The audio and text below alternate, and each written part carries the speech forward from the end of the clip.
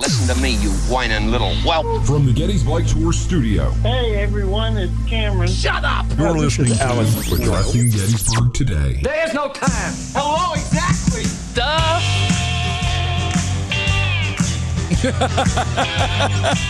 I know what it's gonna be.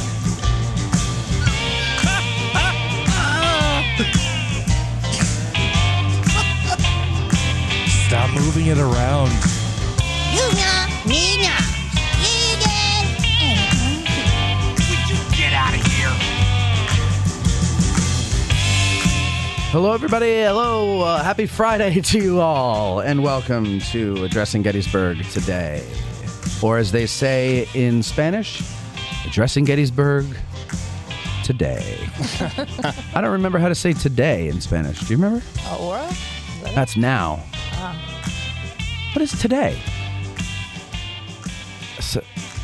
Don't be looking in my direction. All right.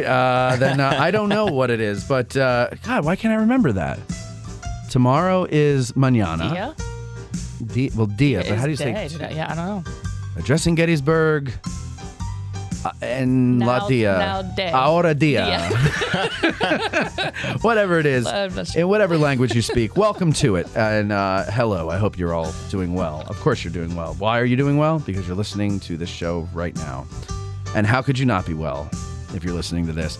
I know a lot of people actually plan their dinner around this show. They go, okay, well, we gotta be ready by 5. Yeah. You know, and they sit down at the kitchen table and listen to us. And then Cam comes on and they leave the room. They go and eat dinner somewhere else instead of just turning off the show. That's when I tune in, man. Yeah, I know. Yeah, well, Cam is one of those polarizing figures.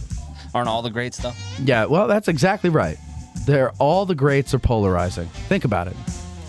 Think of the greats. Gilbert Gottfried, polarizing. Who else? Don Rickles. No, everybody loved Don Rickles. Who else? Who's polarizing? Can you think of anybody great? What do you want me to? Do you want me to speak for you, Veronica? I wasn't sure where this was going. I don't know. I'm just, vamping. I'm just trying to figure something out here. Getting loosey-goosey.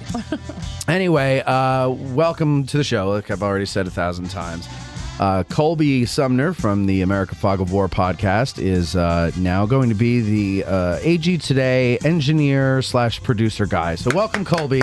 Oh, thank you. And thank you for filling Eric's shoes. Those are big shoes to fill. But I have every confidence that you're going to do well. And you're going to bring a new feel to the show. Well, hopefully not too new, though. No. Just different. Just slightly, yeah. It's like we always use Old Bay when we season our food, but today we use Old Bay and we added a little extra paprika. Oi. Oi. Thank you, Kevin Randall. H-O-Y. Yeah. Oi. Oi.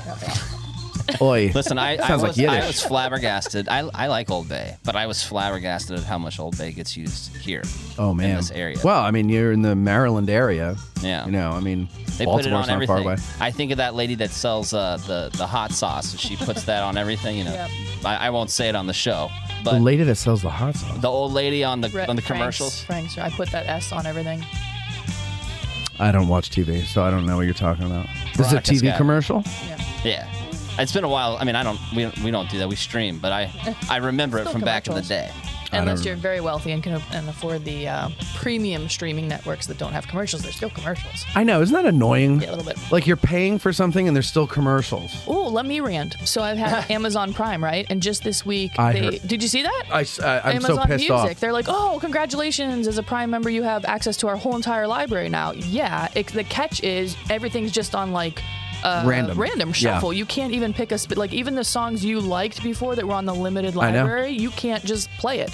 It's so annoying. It's worse, and it's like $8.99 more that they want you to have access to be able to do what you used to be able to do. I'm like, and the prices for Prime keep going up too. Exactly. Like, this is crazy. It's like, wait, so the price for Prime, and I'm sorry, but like, Is inflation even hitting the music rights business? Like, are they raising their prices or something? I don't know. That's very annoying to me because it's like I already pay for Prime, Right. and I got Amazon Music with Prime. If I wanted unlimited, then I could pay a little bit more. Right. But you know what I'm going to do now is I'm going to cancel my Audible so that I can get the music. And the reason is I have so many books in my Audible that I haven't even gotten to yet, Yeah. just like my actual library. Yeah. And I'm like, well, why am I spending $15 a month on Audible when I'm not? The cheapest way to do Audible or audiobooks is through the library. I mean, Oh, yeah? most libraries have a big selection of audiobooks these days, and it's Streaming? free. Not streaming, but you keep it for 14 days or 21 days, whatever. I forget what it might even be 21 days at You've Adams never County heard Library. in the And then books if where you they'll need, say just like renew it. in the middle of the book, it'll have some lady saying this audio book has been broken into multiple parts. Check your library for the next part of this audio book. Oh, so it's like the old days of Netflix where you would order like, 2 You literally just go DVDs. onto their app, and you can you can do like a Kindle version of the book rather than going into the library and getting it. Like as long as you have a library card, you go onto the app. And nowadays, like I said, they have a big selection of the stuff. So it is streaming then.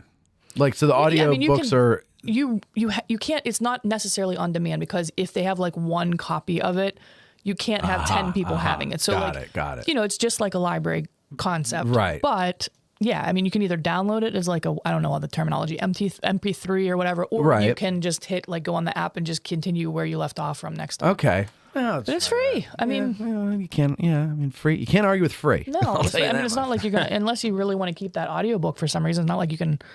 I mean, I don't do that. I don't have any audiobooks that I've purchased. Oh, I have tons. It's a little bit different than like a hard copy book where you can highlight or make notes or something Yeah, like that. I mean, which you can do in Kindle though, couldn't you? Right. You could do that, right? Right. Yeah.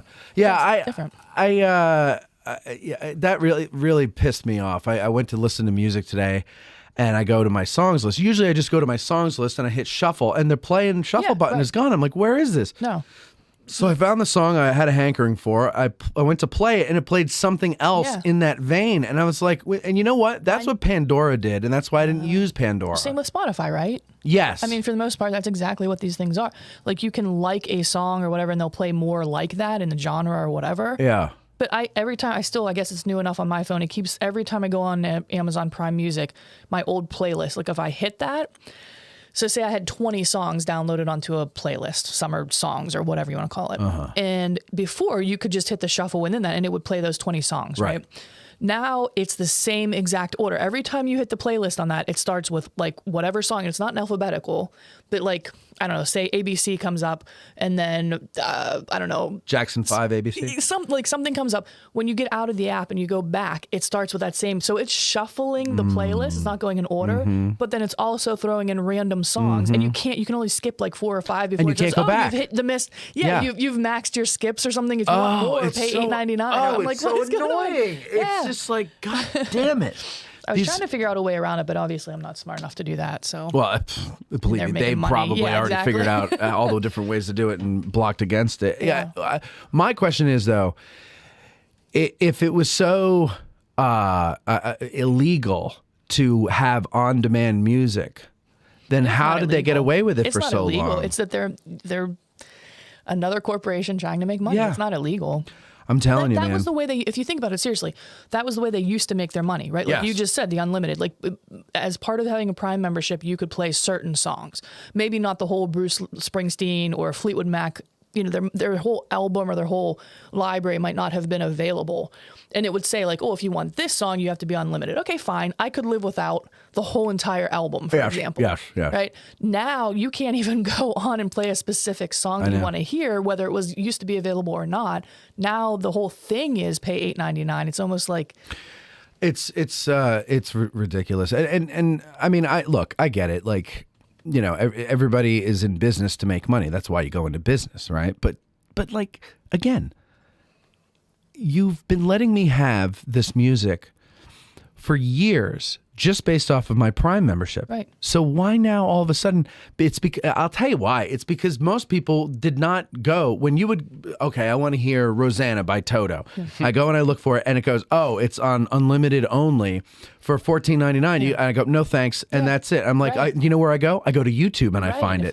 If you wanted a specific song that was not on, yeah. Dude, that's why I tell everybody to get that premium YouTube subscription. Yeah, I might do that now because the thing that annoys me about YouTube is the commercials. Especially, look, here's the thing about commercials on YouTube, and I'm guilty of this because we have to make money, right? And so we've monetized our channel. Sure. And when you watch a video, there's a commercial, but I have control over where the commercials go. The three choices are beginning, middle, and end. I could do all three if I wanted to annoy the hell out of my listeners, or I could choose whichever ones I want, right? So I hate watching a video and being interrupted by commercials. So I never put them on the mid-roll, which is the bit they call it, because that means then every 5 minutes or so, like there's some algorithm that helps it decide when to play the commercials. And it's always when it gets to the part that I want to hear the most, whether it's a song or a documentary or whatever it is, right? And it's annoying. It just pisses me off. So I don't want to do that to the people that support us and watch our stuff. I put it at the beginning. I put it at the end. You could also choose, are they skippable ads or non-skippable ads? I try to do skippable ads most of the time, but it's for certain things, and I forget what my rule of thumb is on this one, but for certain things, I will do a non-skippable ad. Again, because like that's how we make money is like if you click on those ads and everything like that. So, but for the most part, I try. But there's some people that put music up, and it's like I was listening. I wanted to hear this live version of "Light My Fire" the other day that I can't find anywhere. There's a million live versions of that song, but this one particular version, which I think is the best one, right? And I finally found it. And it's like, it's in the middle of the solos, because that's a long song. And when it was live, they were high, so they would play for like 40 minutes on the same song. And it's in the middle of the solo, and everybody's really getting into it. And I'm like, yeah, I'm bopping my head and everything. And then it's like, do you have low T? And it's like, oh, God damn it. And then when it comes back in the middle of the solo, the song is ruined for me. Yeah. It's like being. You don't miss anything, but it's just the pause. It's the pause. Right. It's like being mid-coitus and somebody comes knocking at your door, and you got to answer. Mom, I'm busy in here. Come on. Yeah. Yeah, it's annoying. Well, so wait, if you have YouTube Speaking Premium, of, you? So one of the other things with YouTube is you have to have the screen on. Yes. Right. So like no. See, okay. So in the latest update for the iPhone, you don't. Okay. But I think when YouTube knows that it's a song that you're playing, it won't, like, it makes you can't minimize the screen and still listen. But if you're listening to a podcast or a documentary or just watching a random video, it will make a small window. As you swipe away, you still have to have your screen on. Like what I'm saying is, yeah. One of the other random book clubs I was in, we read Fahrenheit 451 recently, right? And it's been years since I read it, so I didn't want to actually read it, but I was listening to it on a YouTube audiobook, right? But when I was driving, I didn't necessarily want to have my screen on in the cup holder. Like there's no need to do that. So, but every time I turned my screen off, the book was stopped. Yeah, but what's the harm of leaving it on? Well, I don't know. Just annoying. Drains the power even faster and everything. But you have it plugged in, don't you? No. Oh, see, I drive with mine plugged in all the time. Yeah. Also the premium YouTube, that's one of the benefits to that is you can turn the screen off. That was my question. Okay. So I think I'm going to go with that. I think I'm going to join it. I'm going to cancel Audible, and Amazon can kiss my toes. The reality is, I'm not getting rid of Amazon Prime because I'm not getting rid of Prime. And, yeah. No. I'm not getting rid of Prime. I need Prime. It's okay. Well, wait, hold on. We got 6 questions calling in to chime in on the YouTube Premium. So let's see what he has to say about that. 6 questions. Are you there? No. 6 preguntas. ¿Dónde está? Wait, am I on the right? Oh, I'm sorry, Mike. I had you muted. I was on the wrong channel. Go ahead, talk, Mike. Or maybe not. Where the hell is he?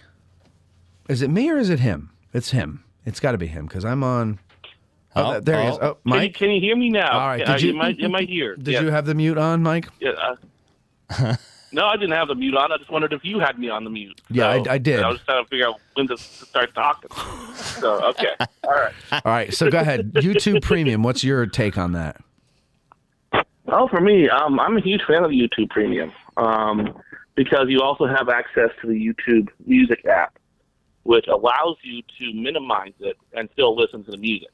And do you pay for so YouTube create Premium? playlists on it. Do you pay for YouTube Premium through your iPhone, like through your Apple account?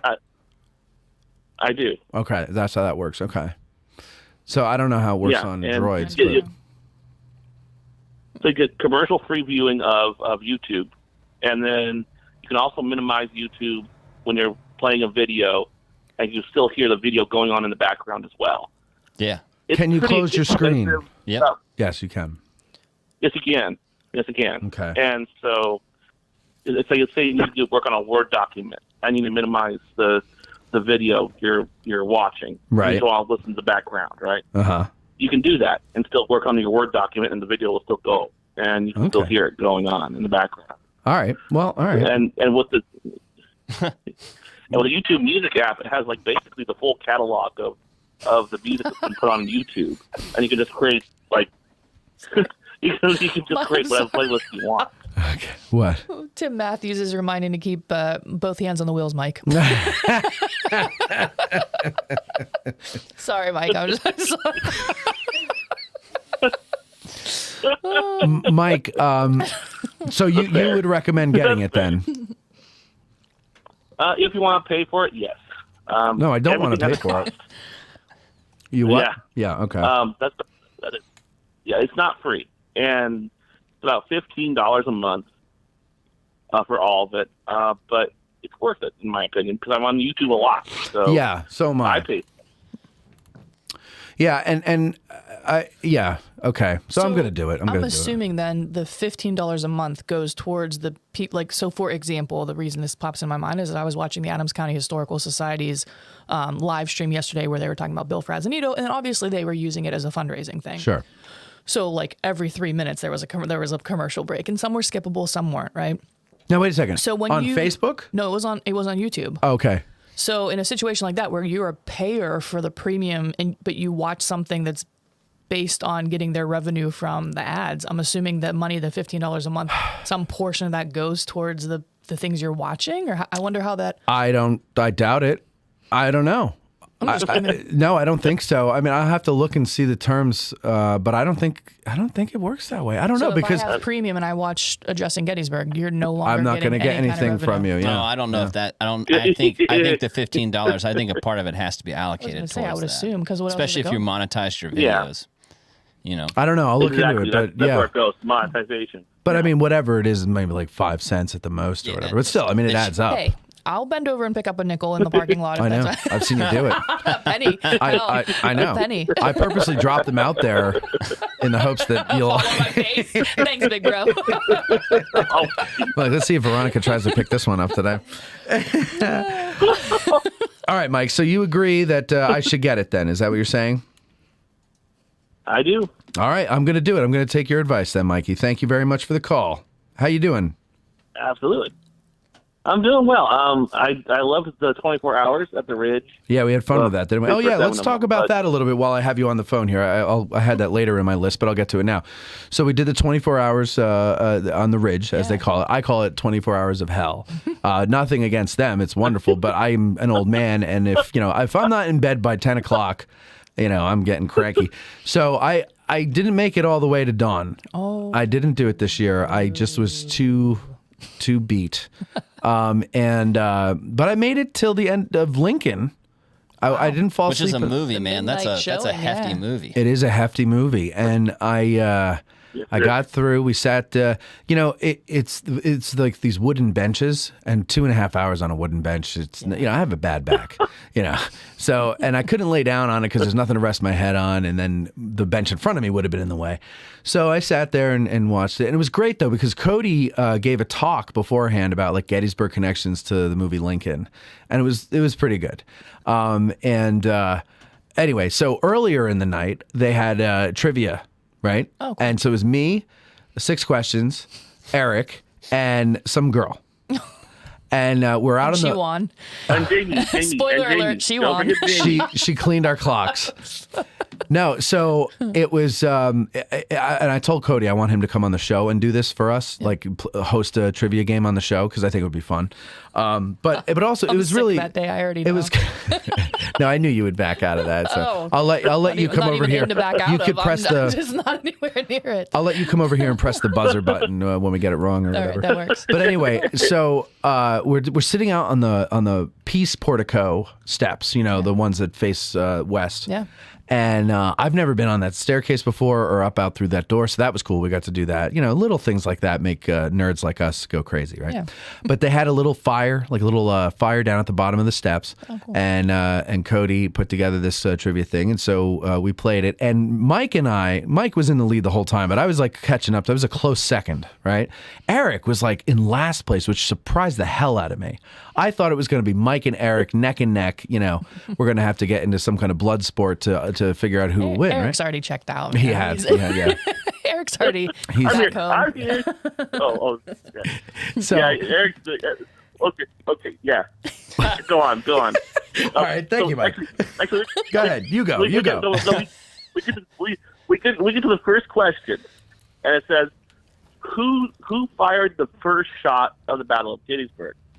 Right. And so I typed it and I say, "Do I get extra credit if I include his pre-war occupation?" Yeah. That Right. became a running joke throughout So that- the entire thing. Exactly. That became the joke is, every time he'd ask a question and we'd be like, do you want his pre-war occupation? You want his shoe size? So anyway, we get to the end. And so it's 4 rounds. Day 1, day 2, day 3, and post-war or post-battle. Look, she's a post-war. She's Yeah. cool, man. And then, that was tough. And then a bonus question, and it's like Jeopardy. So you get to Final Jeopardy, and you get to wager all of your points, or however many of them you did. So, do you remember what the Final Jeopardy category was, Mike? It was the establishment of the National Military Park. Right. So I don't know a lot about that. That was the. And so I was like, okay, well, I'm in second place here, and who knows a lot about this? So I'm going to just wager 5 points, right? Mm-hmm. I had 22 points at that point. And Mike, you had, I think, 25? I was in the lead. I had 25. 25. 28. So Mike had 25. I had 22. The girl had, I don't remember, and Eric had like 14 or something like that. It wasn't 14. It was maybe 18, but it was in the teens. Yeah. Okay. I don't remember what the question was. Do you remember what the question was, Mike? Okay, this Gettysburg veteran sponsored the legislation that established Gettysburg National Military Park. What, do you have it right in front of you? Sickles. Yeah, so it was really easy, right? Yeah. Everybody got it. Yeah. Okay, Eric ends up being in second place Because he wagered everything. because he wagered everything. And so it's Mike, Eric, and the girl. I was in last place. So I went from second to last, all because of Final friggin' Jeopardy. And that was really embarrassing, but it was a lot of fun. So, That's neat. but it was neat. And then what I really liked, and there's a live. If you go to our Instagram, I live stream this. Now my favorite floor is the medical floor, the 3rd floor, and we went up there and we get out of the elevator. And I'm telling you, the guys over there, they have a sense of showmanship that I think we need to pull out of them a little bit more because they do do it well, right? So it's dark. Yeah. There's no lights on, just dimly lit. And I'm like, what the hell is this? And at first I'm like, are we supposed to be here? Like we were all confused, but we kept walking through, and I think we all had a sense of like something, like it was like a haunted house, like something was gonna jump out at us, Yeah. And so we get to this one room, and we're looking, and where they have the dummies, Yeah. and me and somebody, the mannequins, whatever. Me and Mark Blanchard are talking, and we're like, so what is this supposed to be? And it was like, yeah, I don't know. Did they like remove a dummy and replace it with another dummy that's alive? And and then the guy, one of them starts to come to life and starts talking, and we're like, oh, well, this is like a show, Right, so pretty cool. So Yeah. it took a while for us to realize what we were, in for. But then we went through all the different places. The girl led us around. They had these little lanterns and everything. They had those last year. Yeah, and They did the same thing, but Pete Mealy was here last week saying that the whole difference between last year where they just walked around with candlelit and this year is it's going to be living museum. Yeah, I totally forgot that part. It wasn't even a week later. Oh my God. Such an idiot. I swear to God. It's like, look, Lord. when someone else talks on the show, that's the opportunity for me to go do something else, So I would focus on another thing. Anyway, so they do that, and it was just a lot of fun. It was really cool, and it was a great. So they're messing with like a a camera ogre. thing here. That looks good. You got it there. We'll have to tape that up or something. Anyway, so we get that done and everything. And now I got there late, so I actually prepared for this. I stayed on the couch the whole day and took 2 naps. I wanted to be well rested, right? And I took the last nap was in the evening, and I woke up at 7, and I got there. I missed Jim Hessler. I wanted to go see Jim Hessler and Britt Eisenberg. I They were missed pretty it. early, right? They were.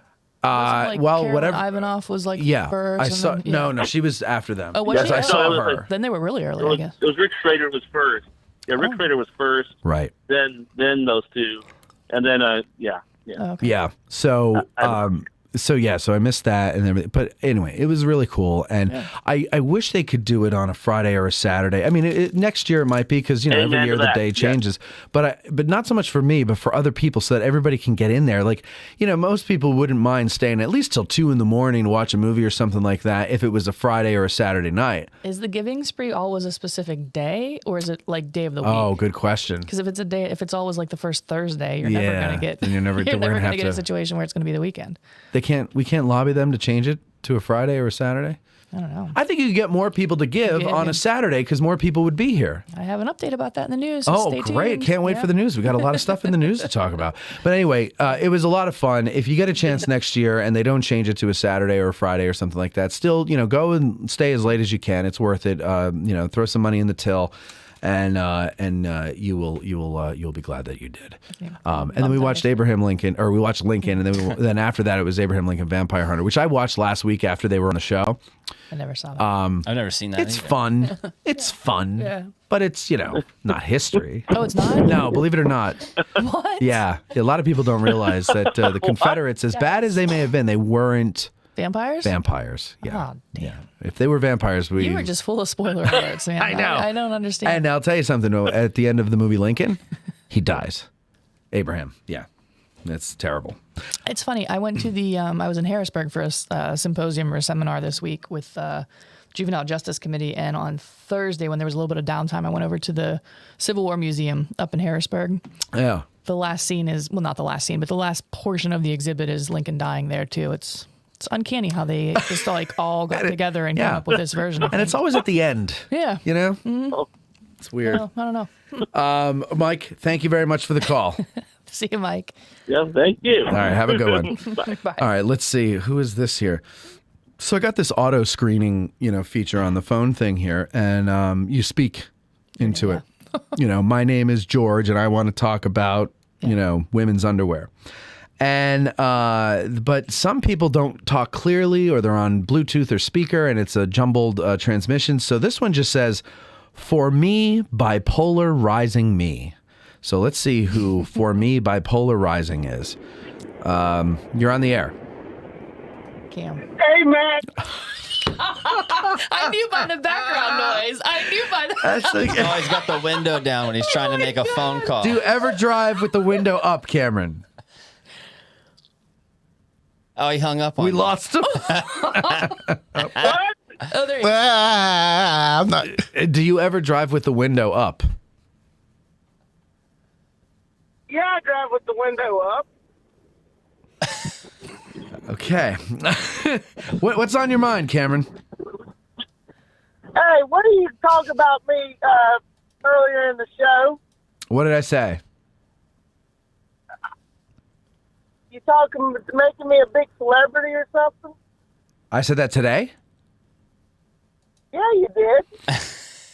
I don't remember saying that. I remember us saying that you're polarizing and people leave the room what when do you come on. by that? I said that that's when I pay attention the most. Yeah, Colby says he loves when you're on, and I said there are other people who've actually threatened my life, and they said if you have him on again, it's curtains for you. And I said I will never not have Cameron on. Tim Matthews is on fire. What did Tim say now? Cam drives the truck from the Beverly Hillbillies with Granny in the back. Oh, Cameron, do you do that? You have your grandmother in a rocking chair strapped to the back of the open air truck. Yeah. I did that one time through Gettysburg when I took some recliners through town. When you took what through town? Recliners. Oh, recliners. You actually sat on the recliners? No, I didn't. You had somebody else on it.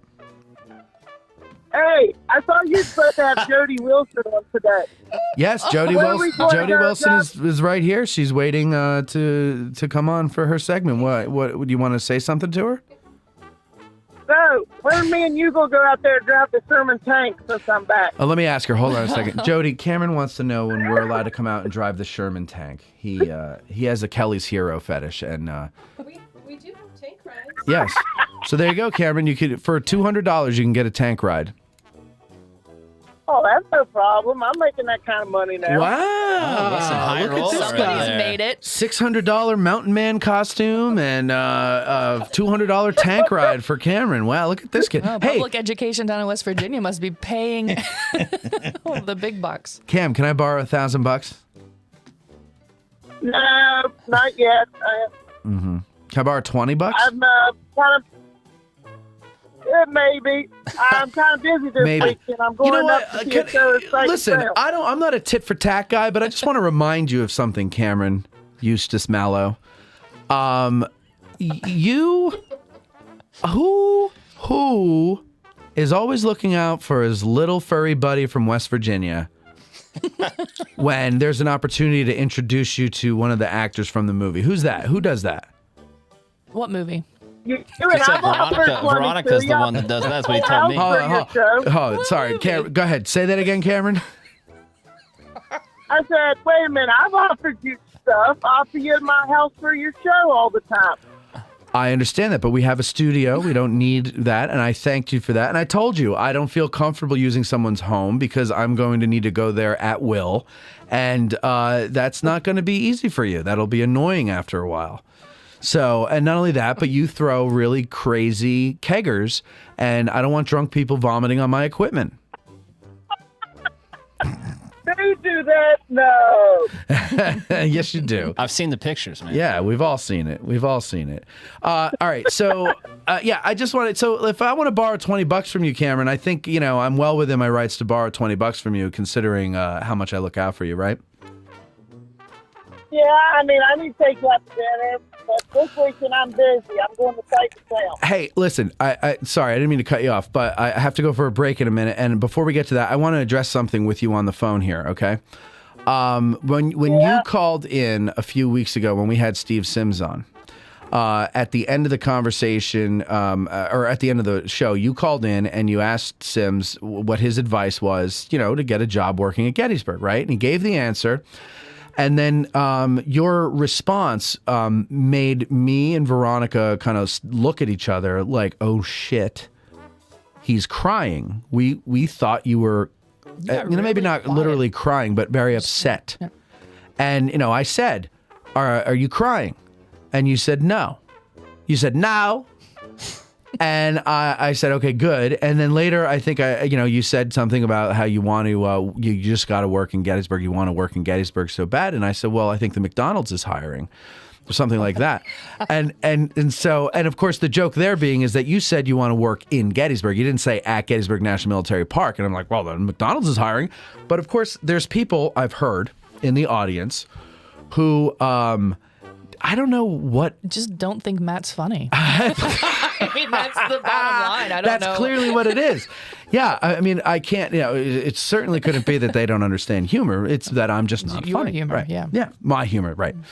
And so, for everybody to hear now, Cameron, please explain to us. Were you upset by that answer? Which basically the answer was. No, I wasn't upset. Yeah. Okay, you weren't upset. Were you insulted at all by anything that I said regarding working at McDonald's or anything like that? No. No, I've done 10 years there. I really don't want to go back there. I'd rather go forward instead of backwards. I understand. Well, we all would, right? But sometimes you need to do what's called a strategic redeployment, and that might be going back a little bit, right? But that's not the point I'm trying to make here. The point I'm trying to make is that you and I have a good relationship, right? I like to tease you, but I'm teasing, right? Yeah. Okay. And you don't get upset or offended by anything I say or do? Or do you? No, because I know it's all in good fun. Exactly. It's all in good fun. Okay, so good. So all of the white knights out there who get offended on behalf of other people, you can all rest easy because Cam and I know what we're doing, okay? Cameron is actually, a lot of people don't realize this, Cameron is actually a Juilliard-trained actor, and this is all a character that he's doing. He does it. You aren't supposed to tell them. I know, but he does it on and off mic, regardless of where he is or who he's around. Actor. He's a method actor. He embodies the character and he lives it, and you never know when he's being Cam or when he's being Cameron, So that's it, right, Cam? Yeah, and I want to let you know, guess what's in this right now? Guess what? My girlfriend's in the car. outta here. Oh, can I talk to her? Is she in the car of can her own hear free you. will? I was thinking of the same question, Yeah. man. I didn't know if I should ask it or not. We just had a heart-to-heart with him. I didn't know Janelle, if I can you should. hear us? Are you okay? Have you been kidnapped? Are you in the trunk, Janelle? Just kidding. It's like, yeah, can I talk to Janelle? Yeah, sure. Somebody help! No, can I talk to her, Cam? She can hear you. Okay, well, give her the phone or whatever. Janelle. Oh, there's her little voice. Janelle, you got to get closer to the phone so I can hear you clearly, please. Hello? Hi, Janelle. How are you? Good. It's an honor to it's an honor to speak with you. I'm the only person on the show who hasn't met you yet. Okay. Janelle, hello? Are you still with us? Yes. Okay. Are you not a talkative person, Janelle? No. Oh, okay. You're very shy. That's cute. All right. Are you coming up here? Yeah? How far away are you from the from Gettysburg? About an hour away. Janelle, you sound a lot like Cameron. And two become one. All right. Well, listen, I hope I get to meet you. Maybe you'll come out to dinner with us tonight. And I get to meet the great Janelle. Sweet Janelle. We refer to you as Sweet Janelle here, Janelle. You got her face red. Aw, that's sweet. Well, when you get to, it's not every day you get to talk to your hero,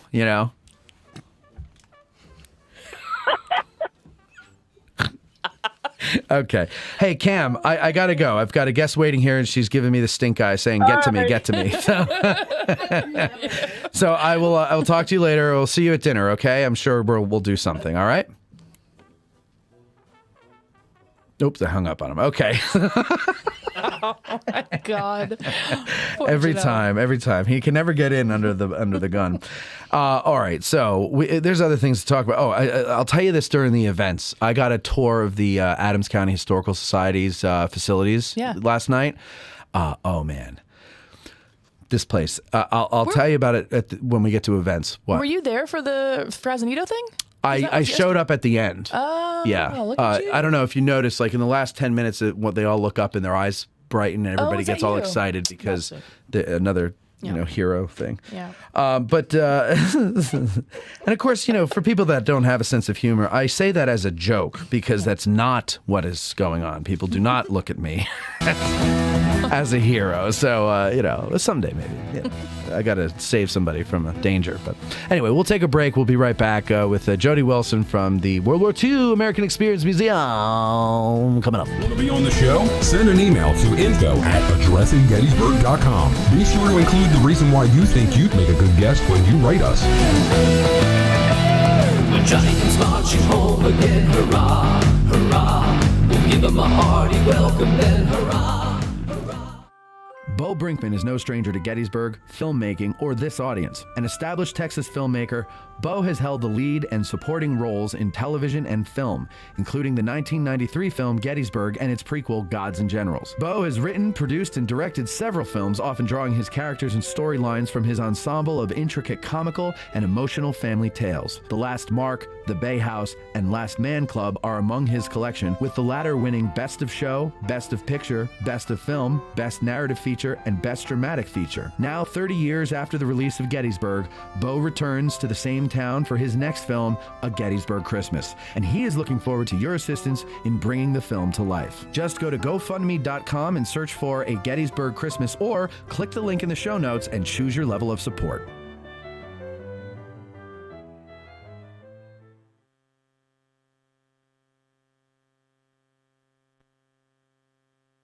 Think outside the bus and let family-owned Gettysburg Tours take you on a cycling journey across the picturesque and historic Gettysburg battlefield. There's no better way than by bicycle to gain a feel for the terrain of the battlefield. Slow enough to see it all, yet fast enough to do it all. Follow the route of Union troops entering the fray as you ride to the site of the first shots of this epic three-day battle. Feel the drama as you put yourself in the position of a Confederate soldier just before he steps off to make Pickett's charge. Take a stand with the heroic Colonel Chamberlain on the slopes of Little Round Top, just before you view the fields of honor beneath you from its summit. All of our guides are officially licensed by the National Park Service. So don't get a sore neck trying to see out of your car, and saddle up with Gettysburg Tours for a 360-degree view of America's most important piece of real estate. Gettysburg Tours.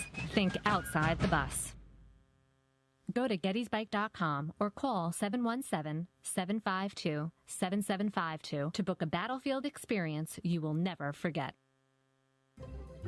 You've heard us promote various ways that you can help us keep the show going, but one way we haven't pushed too much is our sutlery at addressinggettysburg.com/shop. That's a shame because we have designs over there by talented artists like Ty DeWitt of 1863 Designs and Mike Stretch of the Heritage Depot. So now we're promoting it. Buying shirts, hoodies, mugs, and other items from our sutlery not only helps us keep the lights on, but it also helps guys like Ty and Mike, and it helps spread the word about the show every time you wear an item or you sip from your mug. So head over to addressinggettysburg.com/shop and grab some merch. It's the perfect Christmas gift for the Gettys nerd in your family. That's addressinggettysburg.com/shop. Have you noticed our revamped website at addressinggettysburg.com? Well, that's the fine work of a man named Mike Stretch, and he also redid our logo for us. Both of them I originally designed, and both of them were originally horrible, but now they're nice, and that's all thanks to Mike. Mike has an awesome t-shirt company called Heritage Depot. There you'll find great designs based on Gettysburg and the Civil War with t-shirts and other types of merchandise. So go to heritage-depot.com and spruce up your Gettys nerd wardrobe. That's heritage-depot.com. Our favorite bookstore in Gettysburg is For the Historian, located at 42 York Street. It's because they have the best selection of Civil War books in Gettysburg, both new and used. And online, they have even more to choose from. And if the Civil War isn't your thing, that's not a problem. This is For the Historian, after all. They cover history from the ancient world to the 21st century with a strong selection of World War II and American Revolution books. It's astounding how many thousands of titles from Osprey, Savas Beatty, UNC Press, and more they have in their store. And that's because, well, they have a warehouse too. And that's where they keep all the books that are available online at forthehistorian.com. And folks, if you go to forthehistorian.com now and order books until you're blue in the face, be sure you mention that you heard about them on Addressing Gettysburg in the Note to Seller box, and they will refund your shipping costs. And if you prefer to stop by when you're in town, well, you could do that too. Just mention Addressing Gettysburg at checkout, and they'll take 20% off the retail price of your item. So go to forthehistorian.com or stop by 42 York Street, or you can call them at 717-685-5207. That's forthehistorian.com or 717-685-5207. You're listening to Addressing Gettysburg.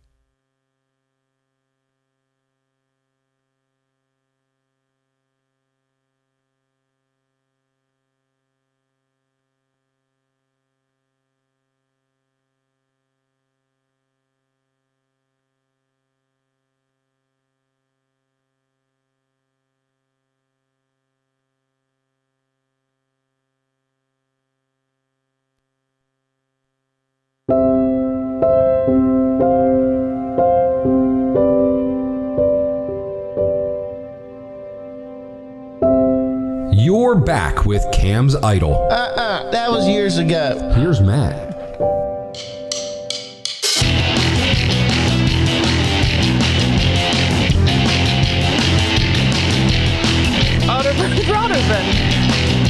Okay. So, as many of you may know, there is a new museum in the area. I was going to say in town, but it technically is not in town.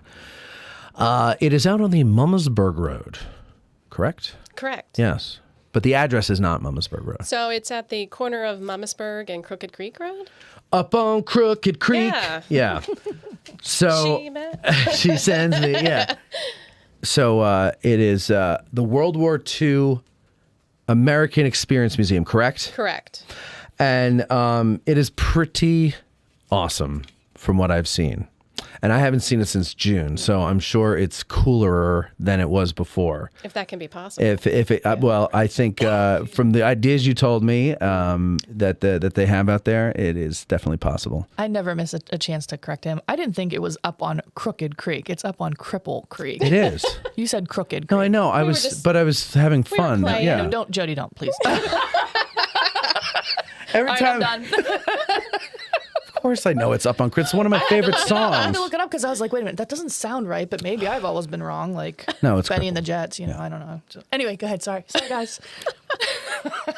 So wait, how do we find this place again?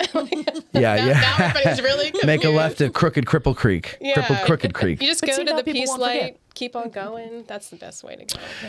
Exactly. You can't miss it. I mean, the beauty of it is it's the only non-residential building out there, really. Right. I mean, there's like an auto shop, but I mean, like, you know, it's mostly houses and farms out there and then this giant museum. You really can't miss it. And then we usually have really cool stuff sitting outside. Yeah. So, and inside. So you got a lot of cool stuff there. So tell us about it. Tell us what's the So deal. we had our soft opening June 18th. The primary focus is, yes, we have a lot of vehicles. We have some very, very cool vehicles. We have 2 Sherman tanks. But the primary goal is to show the American experience of the soldiers along with those very cool artifacts. Cool artifacts, yeah. How many times are we going to say cool, right? Yeah, a lot, I think, before this segment is done. Yeah. So there's been a lot of changes since you were there. I was telling Veronica a few minutes ago, we kind of invited everybody to come in and see the progress as we kept going. So if you were there in June, if you come out now, it's completely different. And we've gotten a lot of new exhibits on loan. We've which you could come see tomorrow, right? Sure. Yeah. What's going on tomorrow? So tomorrow we're calling it our Veterans Month kind of kickoff celebration. One thing we're really proud about, which a lot of people don't know about, is the American Red Cross Clubmobile. There was pretty much none in existence. We've taken an old truck chassis and rebuilt an American Red Cross Clubmobile. Ours is, I guess, made in the fashion of one that actually existed. Okay. And we researched that one, and we have information about the 3 ladies. So 3 women back in World War II would drive and repair and serve coffee, donuts, give out magazines, newspapers, articles from home to kind of cheer up the troops. And they would go pretty darn close to the front, but obviously not the front. They were single women from the ages of 25 to 35. So that's neat. Tomorrow. Was that on purpose that they were single? Yes. Why? I think they wanted them to be mature enough to be around a bunch of men who were... Can I say that? Who are often a bunch of randy men. Right, who are really ripe and So raunchy wait. at times. but wait, if they were married, they wouldn't be able to handle that? I think the idea was that they were single and weren't leaving families back home. Because, during that time, the home front was extremely different than what it is now. Sure. You had children doing scrap drives and collecting milkweed and women going into work. So there was a strain anyway. So I think that was the idea. Okay, that makes sense. Yeah. But it is a pretty cool story. So tomorrow we'll have 2 living historians that dress up like these, what they call donut dollies. That's what their kind of nickname was. And we'll be giving out free donuts. I mean, Can't beat hey, that. who wants to come see that? I'll start my diet on Monday then. But it's a neat story, and we like to tell everybody's story, soldiers and the women who were there fighting and helping in the ways that they could. Then the other thing that we have, and hopefully I get this right, we have a new exhibit that was loaned to us for a while. It's an exhibit of personal items of a Captain Indestructible Flick, as they called him. That was his name? Mm-hmm. He's from Altoona, PA. Oh. And long story short, because I want you to come to the museum, he was wounded 4 times in 11 days and received 4 Purple Hearts. Wow. And a ton of other awards. I'll get them all wrong if I say them right now. But the last award that he... well, it's not really an award, but he earned his last Purple Heart in hand-to-hand combat with a Japanese colonel. Oh. So we have the items that he took off the colonel. Oh, cool. He won. Yeah, we'll just leave it at that. He won. Spoiler alert. Spoiler alert. That's good to know. So that includes a samurai sword, a picture of the Japanese colonel, some of his other personal effects, and then we have some of Indestructible Flick's personal effects. And he came back. He married his high school sweetheart. It's just an awesome story from Pennsylvania. Yeah, so it really fits. We like to do and have a lot of those kinds of stories. Yeah. From Gettysburg, from the region, and then, World War II in general. I asked this question last night to some other historians in the area. We were talking about, I don't remember what we were talking about, but it reminded me of how I've recently, in the last month, I've had to drive through various parts of Pennsylvania. And you go through, Chambersburg, I think, is one of them, but you go through smaller towns that are like little, like nothing towns. Right. With all due respect to them. And they've got on their telephone poles, hometown heroes. And effing Gettysburg does not. Of all the places in Pennsylvania, why don't we have that? Because now we have a whole museum to do that. No, but it just, but true. It doesn't, it's weird.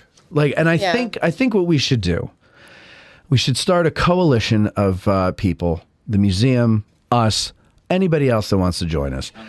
And we go and harangue, American Flag of War. We'll go and harangue Borough Council or whoever it is. I was told that it was because Borough Council is awful. That's what somebody told me. They're like, well, this Borough Council is awful. And that's an insane generality. They would never do. Well, I mean, in my experience living here, that's usually the case, but I don't know if those are sponsored by the local community or I don't if it's either. Like the VFW or something. I mean, I'm sure there's fundraising because those aren't free. Someone does it because they're all the same. It's the same banners, right? Yeah. It's just different people on them, but the same everything. Right. So, we have to find out, I guess, who that is first and then go to them about it. But I think Gettysburg should have it. Well, I know one thing, that it wouldn't be that hard either, because one thing that we're doing right now is every World War II veteran that we come across, and there's a lot, believe it or not, Veronica were talking a few minutes ago. And I don't believe that. I know, right? On the 12th of this month, the day after Veterans Day, we're having a World War II veteran reunion, and we have over 25 veterans attending that. That's so cool. It is cool, and we've lost a lot that we've interviewed in the past couple of weeks, because that's what one of our goals is, to interview these veterans, save those, and then we play them in our entry hall. And the stories they tell, they're just amazing. Yeah. And some of them are like tank gunners. We've had a Rosie the Riveter. We had an Army nurse. They're just fascinating, and they're spunky. A lot of them are like 101. Yeah. Well, I know, and they're as you're pointing out, there's not a lot of them left. Right. And it's good to get them. I've even started doing that with my 25? parents. Like to get 25 is a pretty big. I know. Yeah. I thought you were going to say 5. Like I was surprised. No, like 25, and we've had some that can't, and 1 or 2 of them, they're coming back for their second time. They just love to come in and tell stories and.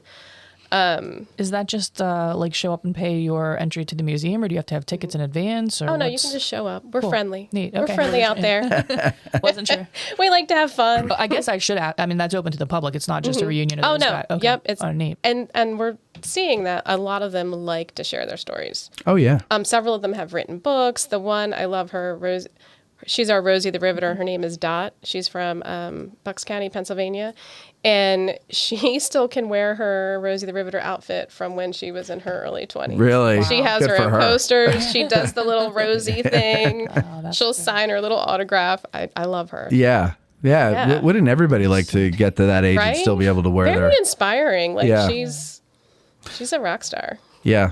I was going through my clothes the other day, and I've been carrying, every move I make, I've been carrying clothes that I've been wearing since high school. And I'm like, I looked at them, I'm like, there's no way in hell I'll ever get back into this. And I threw them in the Goodwill. Well, and I don't know about you, but like the 40s styles, way Oh, yeah. cooler and different than way what- cooler. like grunge or like No. totally Yeah, different. right. You know, like exactly. Yeah, I'd much rather have a 1940s suit. right. You know, Maybe that's why heavy they call wool. it the Greatest Generation, not.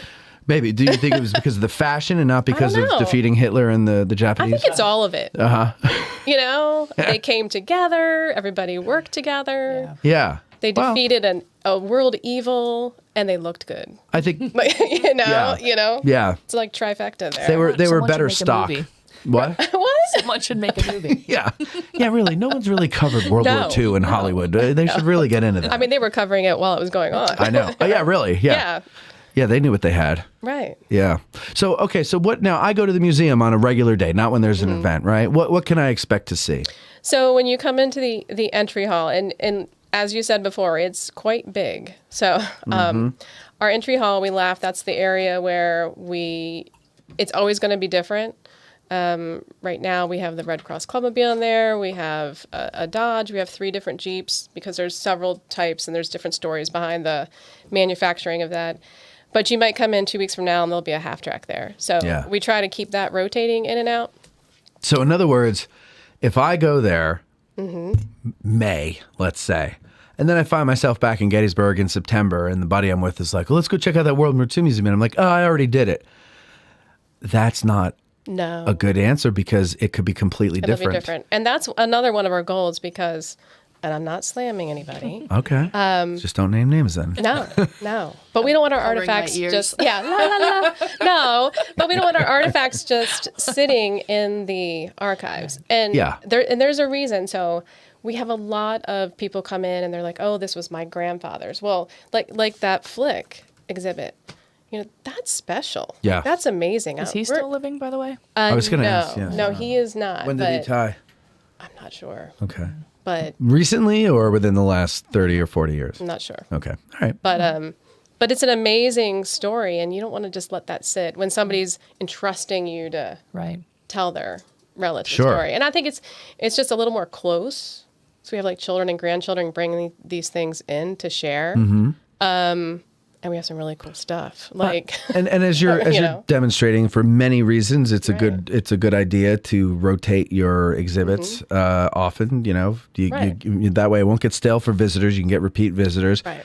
There's the sentimental reason for the families and all that, and and it's like why have the stuff if you're just going to keep it in the archives? And then we like to have fun too. So I guess in true 1940s fashion, you know, sometimes we have dances. We do 1940s dances. We Big do band and everything? Yeah, it's really awesome. We've had 2 so far. Yeah. Oh, yeah, that's right. I remember about one of them. I wanted to go to that one, but nobody would go with me. And then I didn't have the proper... You can go stag. It's a thing.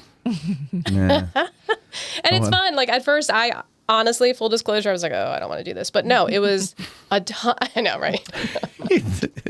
No, but it was a lot of fun. So I'm like, oh, I remember hearing this music. Like you don't realize that music is still ingrained in like a lot of our movies, a lot of our commercials. Yeah. It's a lot of fun. When's the next one? Do you know? So it's not on the books yet. Okay. But we're thinking of having one March.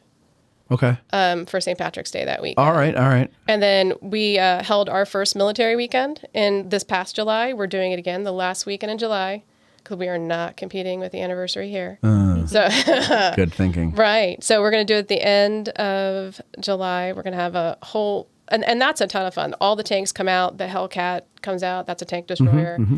We have half tracks, deuce and a halves, like your big dragon wagons, you know. All those are out there running around. I think we had almost 100 vehicles in and outside. Living historians. We have a 1940s dance. It's how much property is it on? a lot. Yeah. I mean, really, like So dozens and dozens of. So the museum proper, or the museum, footprint, that is the nonprofit, is on 30 acres, and we Okay. have access to more. Oh, nice. So we can have a lot of fun. Yeah. And do they do live firing out there? So we have, during our military weekend, so we have 2 tanks. One is the Eagle, and the other one is the Battling Bitch 2, which is great because I'm like, there was a first one, right? This is the second one. I want to know who the first Battling Bitch was. Right. She must have been something. But so she was so good they made a second one. I know, right? So we have one that has a gas engine. Then the Battling Bitch, she has 2 diesel engines, and we pull her out. Every vehicle there is fully functional, which is also very cool. Like, I don't know if even, like, when you walk in the Smithsonian, does everything work? I don't know. Probably not. Probably not. But everything works. So we pulled those out, and the Battling Bitch, she was great that day. She behaved. Sometimes she doesn't. They moved her turret around, and she fired. It was, That's awesome. Yeah. What kind of round? Hold on, I'm sorry. Firing at it. Say it again, Cole. What kind of round are they firing out of that? One that sounds really loud. No. Obviously, there's no projectile or No projectile. That's why I'm teasing with you. It's a blank. It's a blank. Yeah. So you don't fire live rounds. No, not yet. Not yet, but you can. I like that optimism. Right. Yes. Right. We want to, but But you just have baby to build a steps. backstop and Baby steps. Yeah. Right. So we have tank talks. So we do education with the tanks. We're having one tomorrow, Saturday, at 1:00. That is an extra fee. I would it's equivalent to like a battle walk in a way, because we have a team of or a tank crew. They're all former military. They've driven tanks in their career. They come out, they do an educational piece on the Sherman, which is pretty cool, learning about, how the Shermans compared to the Panzers and what they did to modify them and get them up to speed, and how we were awesome, because we're America. Right. Anyway, so they do all that, and then they take you back to the tank. This is the cool part. And they teach you how to climb in, get out, sit in the gunner seat. You can get in it, and then if the weather's good, we will dry fire. Now, so the people in the World War II era were thinner than we are today. So can fat asses like me still fit in those tents or tanks? Yes, you can. Amazing. Yes, you can. Amazing. We will help you. You're going to bear grease it or something? Nobody gets left behind in that tank. I don't want to It's like, smell Jody, them in the stand museum. on Matt's shoulders. Get him in there. All right. No, it is a tight squeeze, but it's one of those experiential things where you can actually touch an artifact. You can get in it. You can think about it. There was 4 to 5 men, depending on what time period in the war and what kind of crew they had, but 4 or 5 men were in that tank at one time. It's pretty cool. Yeah, that's pretty neat. And we let you get in it. Yeah. On special days, not all the time. Not all the time, right. We have to have enough staff and safety. Certain, yeah. Right. Right. So keep your. Do you have social media presences, right? We do. Where? Facebook, Instagram, and then LinkedIn for those other people. And under American or World War II American Experience. Mhm. Okay. So people can follow you there and then keep up with all of your events and everything and see when they can actually go and ride in the tank. Yeah. Do you get to ride in it or just go in it? So, again, baby steps. We've only been open since June. Okay. All right. So right now what we're doing is raffles and it's kind of special occasions for you to ride in it. Okay. And then eventually you'll be able to pay once we have a whole tank kind of track. Oh, neat. Okay, yeah, cool. but for now, it's, you have to raffle and we give away 1 or 2. And then you just go through the fields? Mm-hmm. But again, it's I'd rather really go through neat. the fields than a track. Yeah, it's the whole experience. Like, again, for that, the tank crew comes in, shows you how to operate it. So it's not just... So can I ride in it and then hang out of the turret like Donald Sutherland and Kelly's Heroes and just yell crazy things? Just yell stuff. And... I mean, you can. We're going to make fun of you, but you can. That's fine. I'm going to call you all kinds of names. That's but- fine. You can't hurt the man who makes fun of himself, you know? Right. So It's all good. have at it. As long as you get back out of that tank, I don't care. Oh, I'll get what out you of it. say. Yeah. What are your hours? Like, 'cause we're going into winter now. Are you going Yeah. to change your hours? So for right now, until after Christmas, it's 10 to 5, Thursday through Monday. We're closed Tuesday and Wednesday. Okay. 'Cause, Gettysburg's starting to die down middle of the week. Yep. We have some special Christmas things coming up. We have a lot of special things for What Christmas things? kids coming up. So on December 2nd, we're doing It's a Wonderful Christmas kind of thing, close to It's a Wonderful Life. Yeah, we got it. Yeah. For all those listeners who don't, do the old movies, the 1940s movies. Yeah. Black and white. With the whole Jimmy Stewart thing. So, yeah. Right. So, no, we're going to have Santa there and some things for kids and crafts and a signature World War II American Experience adult drink.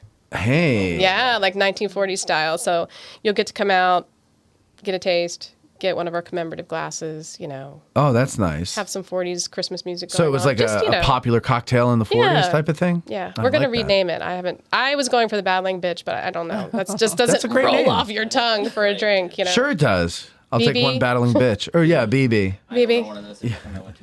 Double B? Double B. Give me a double B. Give me a twin B. I don't know. Yeah. I'll take a battling bitch. Sounds good, Merry right? Christmas. You sexist bitch. You bitches up for food? Right?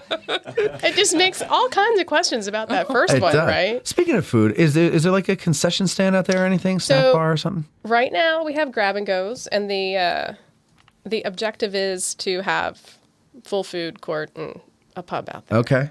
Yeah. That's good. So right now we just do the drinks and food. So there, you can come in and get like a sandwich, but the drinks and food are on special occasions right now. Like we had a whiskey and cigar night, and we had food. Nice. Those kinds of things. Yeah. Yeah, we do fun stuff. Yeah. Yeah, it does sound You like I a haven't fun... seen you at any of those. I haven't been to anything this summer. Been to my own shit. You understand? I've been to my own shit. gotcha. Winter is time for me to go and do other things. Yeah. And so that's what I'm looking forward to. Of course, Yeah. nobody does things in the winter, or very few people do things in the winter, so We're it's gonna very hard. try. But yeah, that'd be great. Yeah. And then we're going to try to do a video for you guys down there and Yeah. put it on our channel and stuff, as long as I get to ride in a tank. That's the only caveat. Not only get to ride in it, but I get to fire the cannon. Well, we'll see. Come on now. Come on. Just see. one. Just one. We'll have to do several takes It is of it, pretty though. amazing I bet. when to hear that and fired up and you smell the engine. Oh, I know. It's Just the whole thing. The sound of the Right, engine, it's just- the roar of the grease cool. paint, the smell of the crowd, that whole thing. I've never heard a Sherman shoot before. You've never heard of Sherman But before? I have heard an Abrams shoot, like within 20 feet of one. What is the gun that's on an Abrams? I don't know. I wasn't a tanker. Come man. It's on, big. Colby. You asked her the question and you don't even know? I was just saying that I can tell you that the Abram was insanely loud. So I would imagine the Sherman has to be somewhere in the same ballpark. Oh, yeah. Like you feel the concussion and stuff. It's pretty loud. So the Shermans, you've been in the museum, but other people Yeah. haven't, so they might not understand. So our exhibit hall is different than other museums because we have huge doors, so you can actually pull some of our vehicles out. So they're part of the exhibit, but then they roll out and can go have fun and play in the fields. Yeah. And fire and do cool stuff. Yeah. But it's funny if you're in another part of the museum and you hear them start up. I'm like, oh, the Shermans are going outside. Yeah. So they can go That's out. so They're cool. very loud. It's, and I like this. I'm noticing that a lot of museums, at least around here, are, the newer ones are more imaginative and interactive. We're trying. Well, and I think that's great because the people that are coming up, the people under 40, let's say, they're more used to that type of stuff. And their kids especially. I mean, they're all about, stimulation. And so like to go to a museum where you're just looking at something behind glass and it's like this big showcase and one little thing in it. And it's like, well, you could fit so much more stuff in there and just let me touch it or whatever. Well, and So that's cool stuff. we have a lot of the traditional stuff. Like we have a ton of uniforms, and they're really I love those because you're like, oh wow, like Yeah. men were in those. So we have like Oh, is that why? Okay. 200 of those, So we have a lot of the traditional things, and we just got a really cool flag in that I'm pretty excited about that everybody should come see.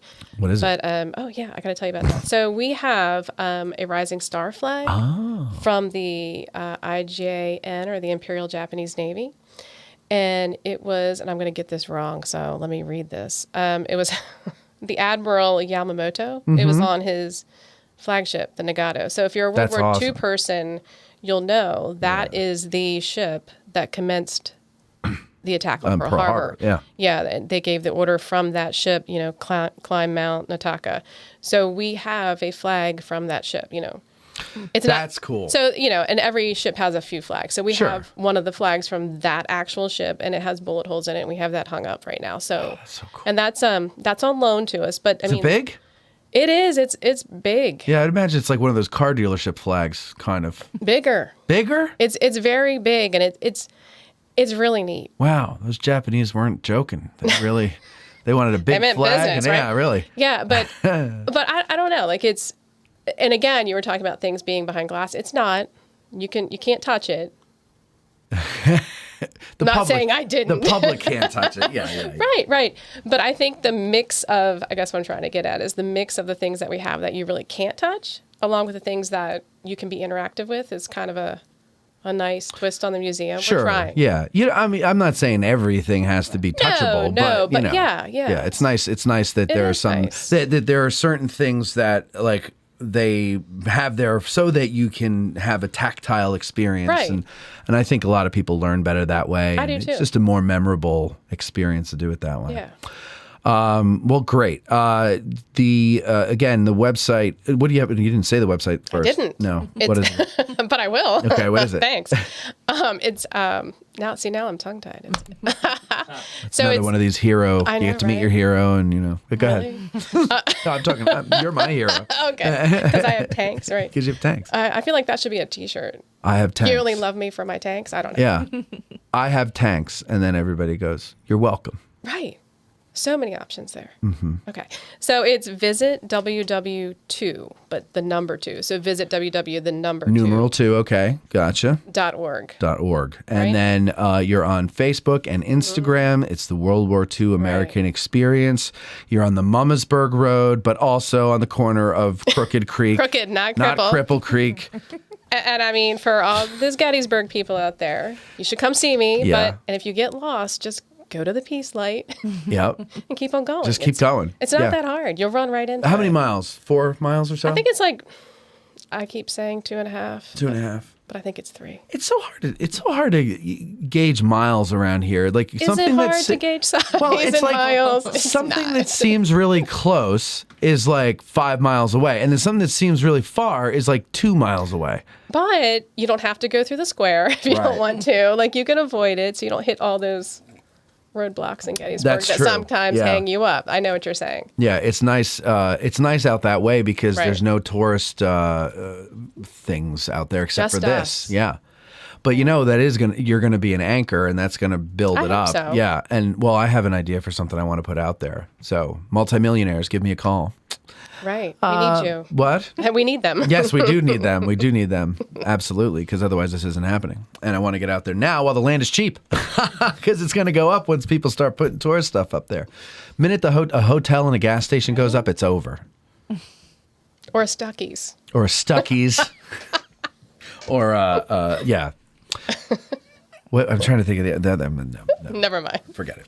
I couldn't think of anything. All right, Jody. Thank you very much You're for coming welcome. on. Thanks, Jody. Good luck with everything. Thank you. I hope it all works out for you guys, and let me know when that next dance is because I want to go to Okay. it. Do you have to dress up in like an old? No. Oh. So, damn. I mean, some people Let him go. be- he'll be the only one there not dressed up, but you don't have to. No, like, some people go in normal Yeah. clothes. Some people just dress a little bit nicer. Some Right. people wear their Dressing Gettysburg podcast t-shirts. Oh, perfect. Right? I happen to have mine on. I know. right here. That's what I'm looking at. I know. And then some people, listen to that. Some people go full out like 1940s and Yeah. So whatever And you want that's to really wear. fun. Yeah. That would be And that's what I love about living here is that you can go to any function, and if you dress like an idiot, nobody bats an eye. No, we're 'Cause, used like, to it. Yeah, Right? this is the only place where you could be from whatever time you want in your wardrobe, and it's I mean, awesome. you can even be from whatever time you want a couple times a day. Yeah, you Right. can change. Yeah, I'm Right. changing eras. Right. You know, it's morning, I'm Civil War. Afternoon, lunchtime, better change into my Right. World War II uniform. And it's great. yeah. Taylor and I make a game out of. Taylor and you make a game out of what? Yeah, we make a game out of trying to spot Abraham Lincoln throughout the day. There's so many Abe Lincolns walking around. He's walking around and statues and pictures. Smoking and- cigars. yeah, everybody. Yeah, He's everywhere. he is. Everybody loves Lincoln. You know, we really love Lincoln, and why not? He held us together, difficultly, with difficulty, but he did it, and that's the point. Don't forget to check out the World War II American Experience Museum out there on the Mumsburg Road, and thank you, Jody, and we will be right back after these words.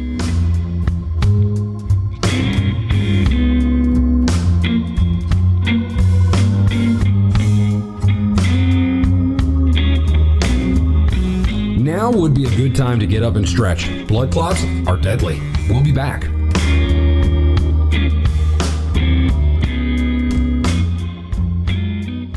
Say, what do you call a joke about coffee?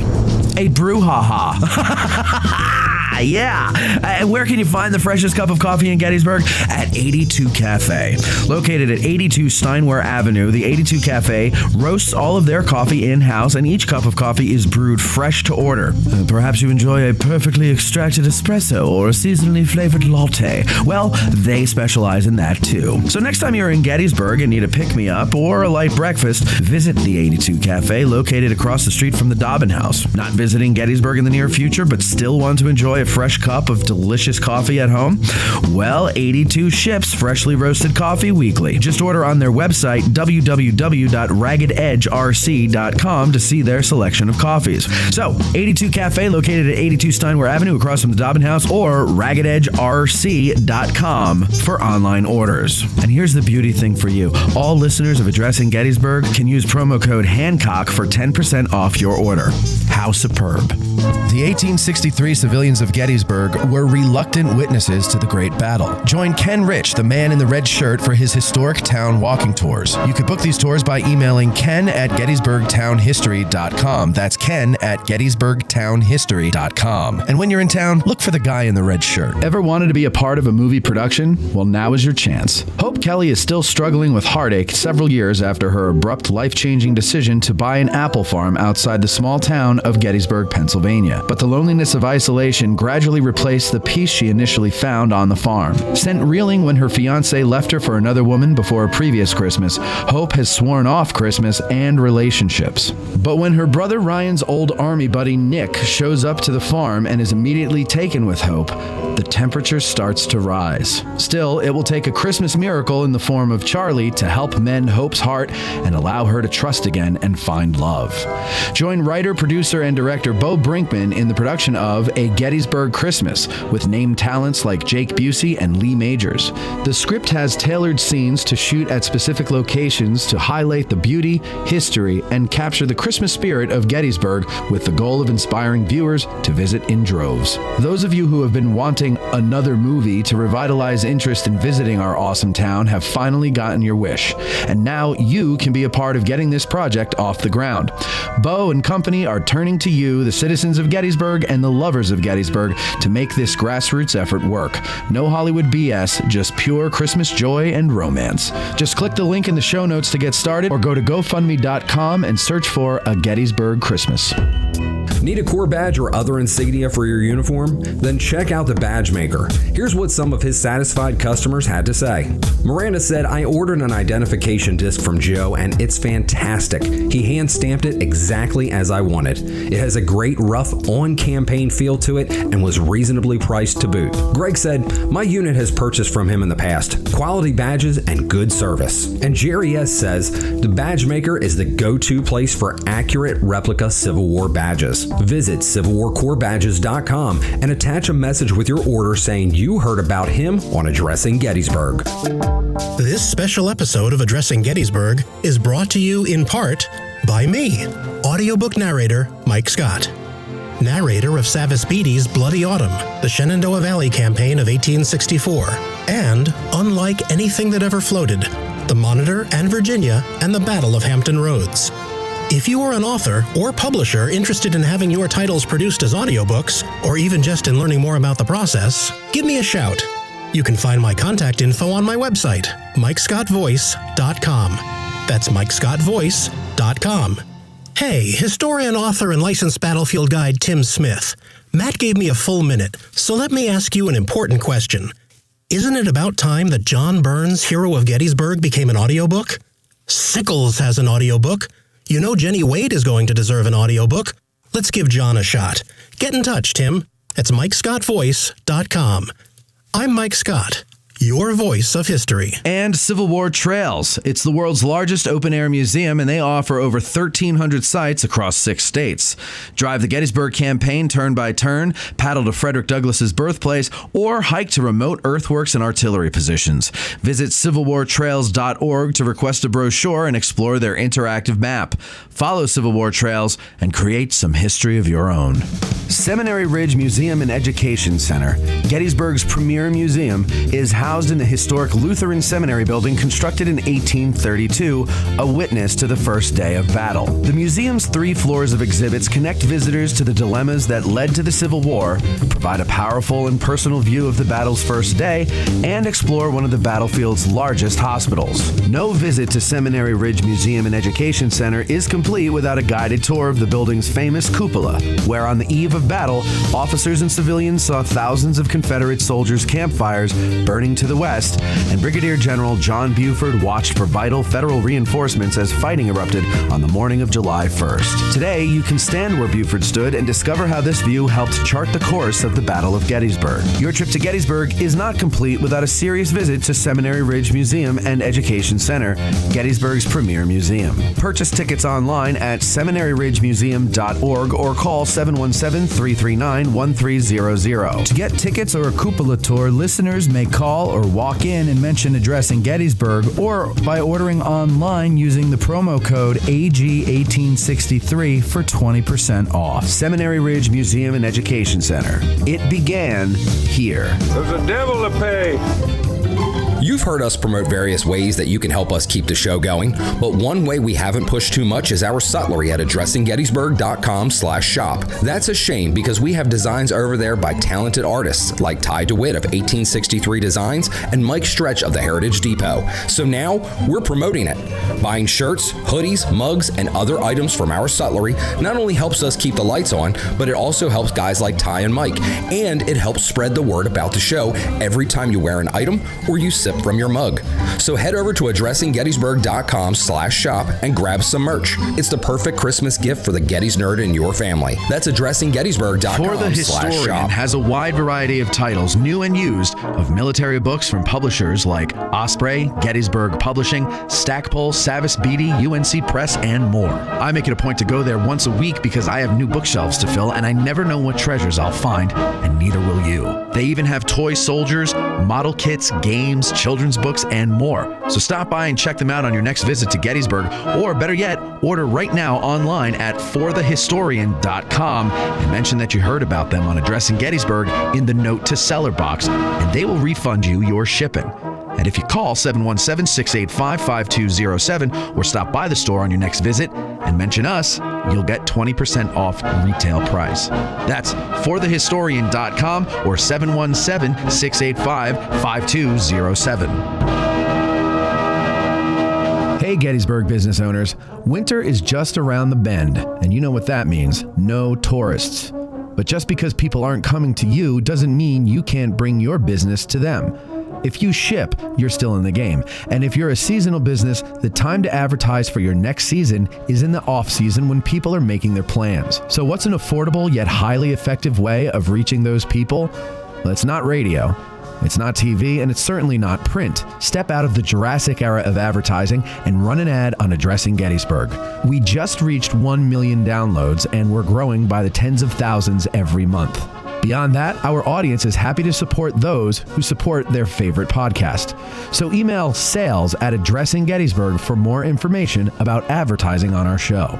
We look forward to helping your business grow. That's sales@AddressingGettysburg.com.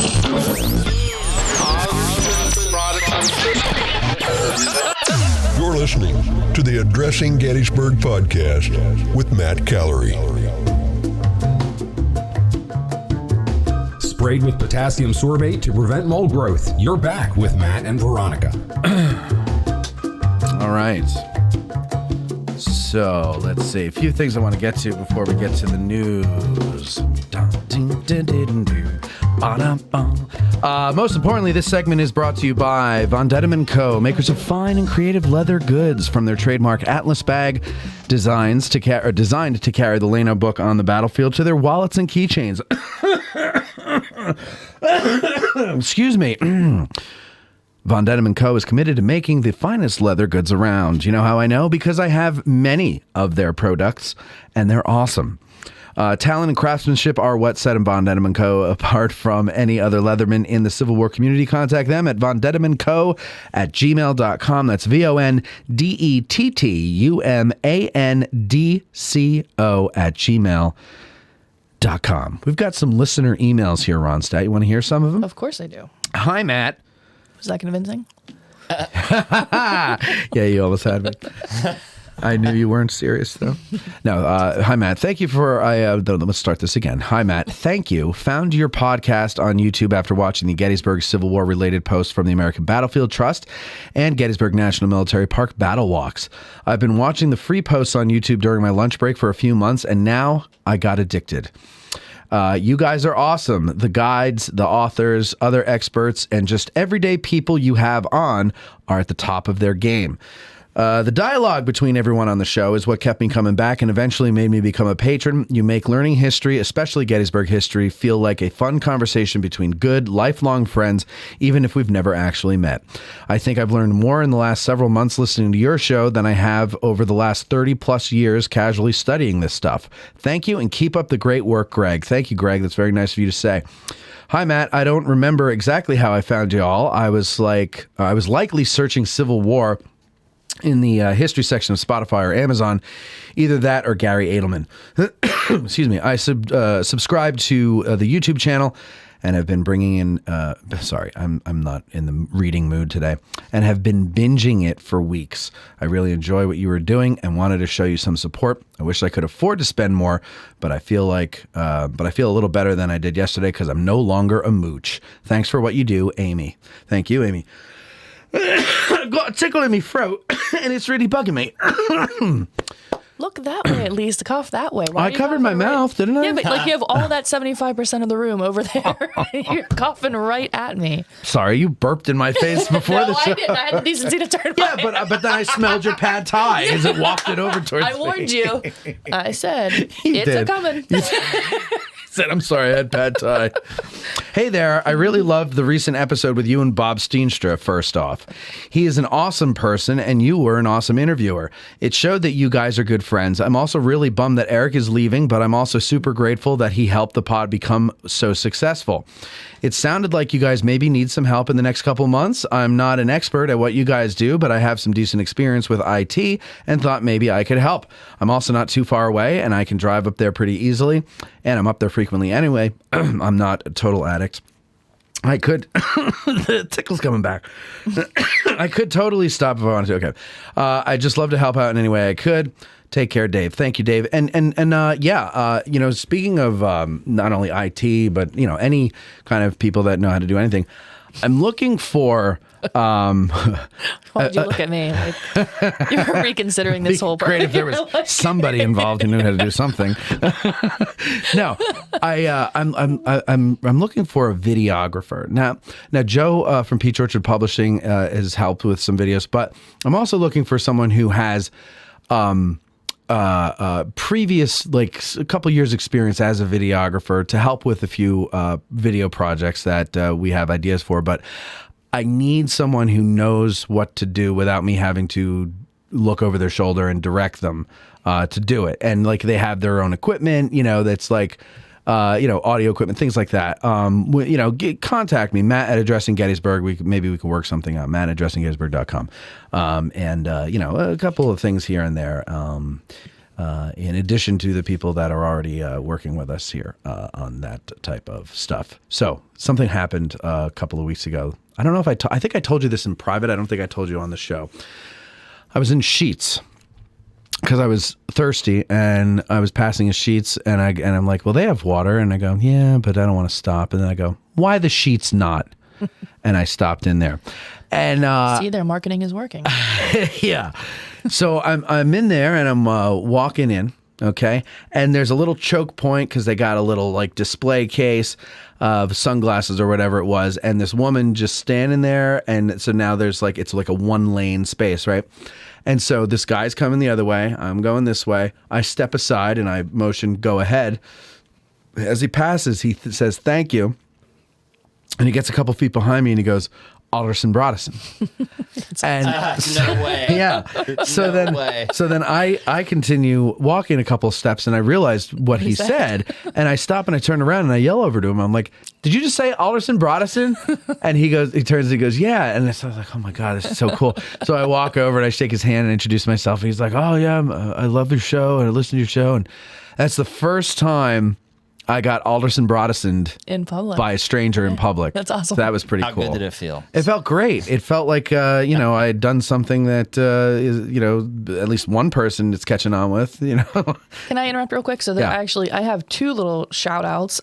So this past Saturday, I went on a Gettysburg Foundation, what they call the Encounters with History tour. They do them throughout the year.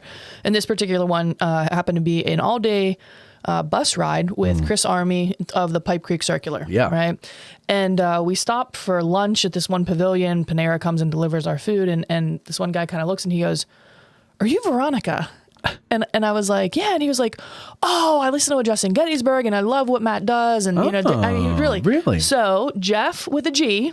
Thank you so much. That was really nice. You kind of caught me off guard because it was, partway through the tour and everything. And we were all there were maybe 50 of us 40 of us, something like that on the bus. And it was just really neat. And then we got to talking a little bit, really nice guy.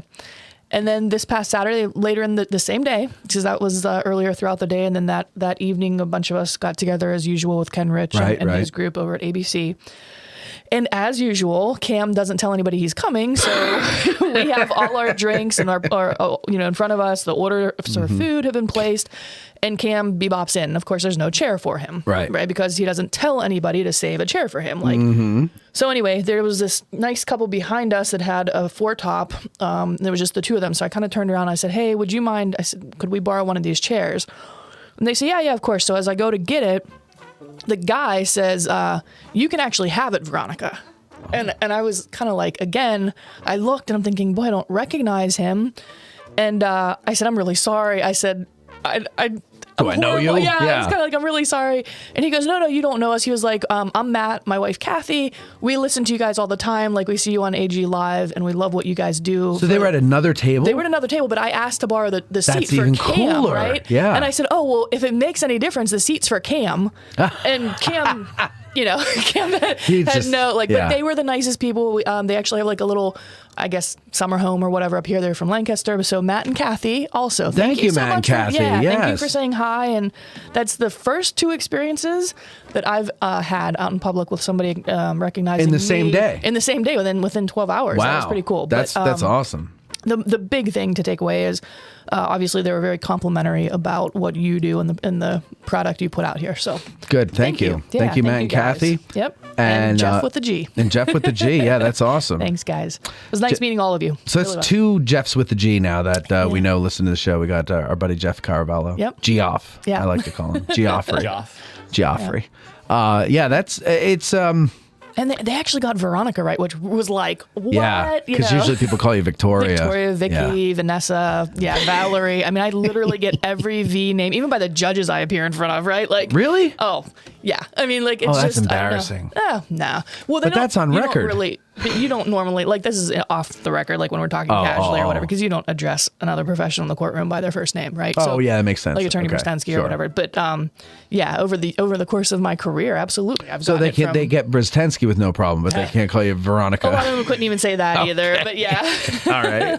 There was one, and I love Judge Nauhaus back, and he's retired now in Allegheny County, but he just could not get it. He would call me Miss Brzezinski all the time. So well, maybe that's right, because Krzyzanowski is pronounced Shivanarzi. Yeah. So it's who knows? And no, it's not. It's not even close. But anyway, But again, nice meeting you all, and thank you for saying such kind words for me to bring back to our fearless leader here. No, don't say that. But yes, that is nice to hear. It's very nice to hear, and it's still.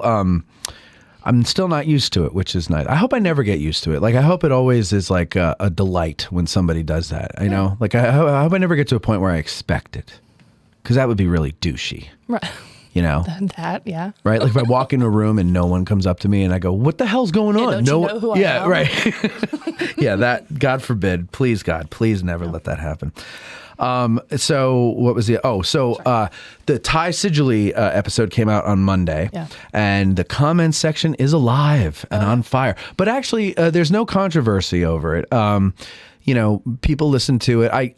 I start off the description of it with something. Okay, here's where I lose half my losers. Well, if you cancel because of that, then maybe you're a loser. But no, here's where I lose half my listeners. And people were like, no, I'm a Southerner. You're not losing this one. And, it was a good. But if you want to check that out, go ahead, become a patron over at patreon.com/addressinggettysburg. And the Bob Steenstra spotlight on is still getting a lot of good compliments. There's more of those coming. Chris Army is coming up this month.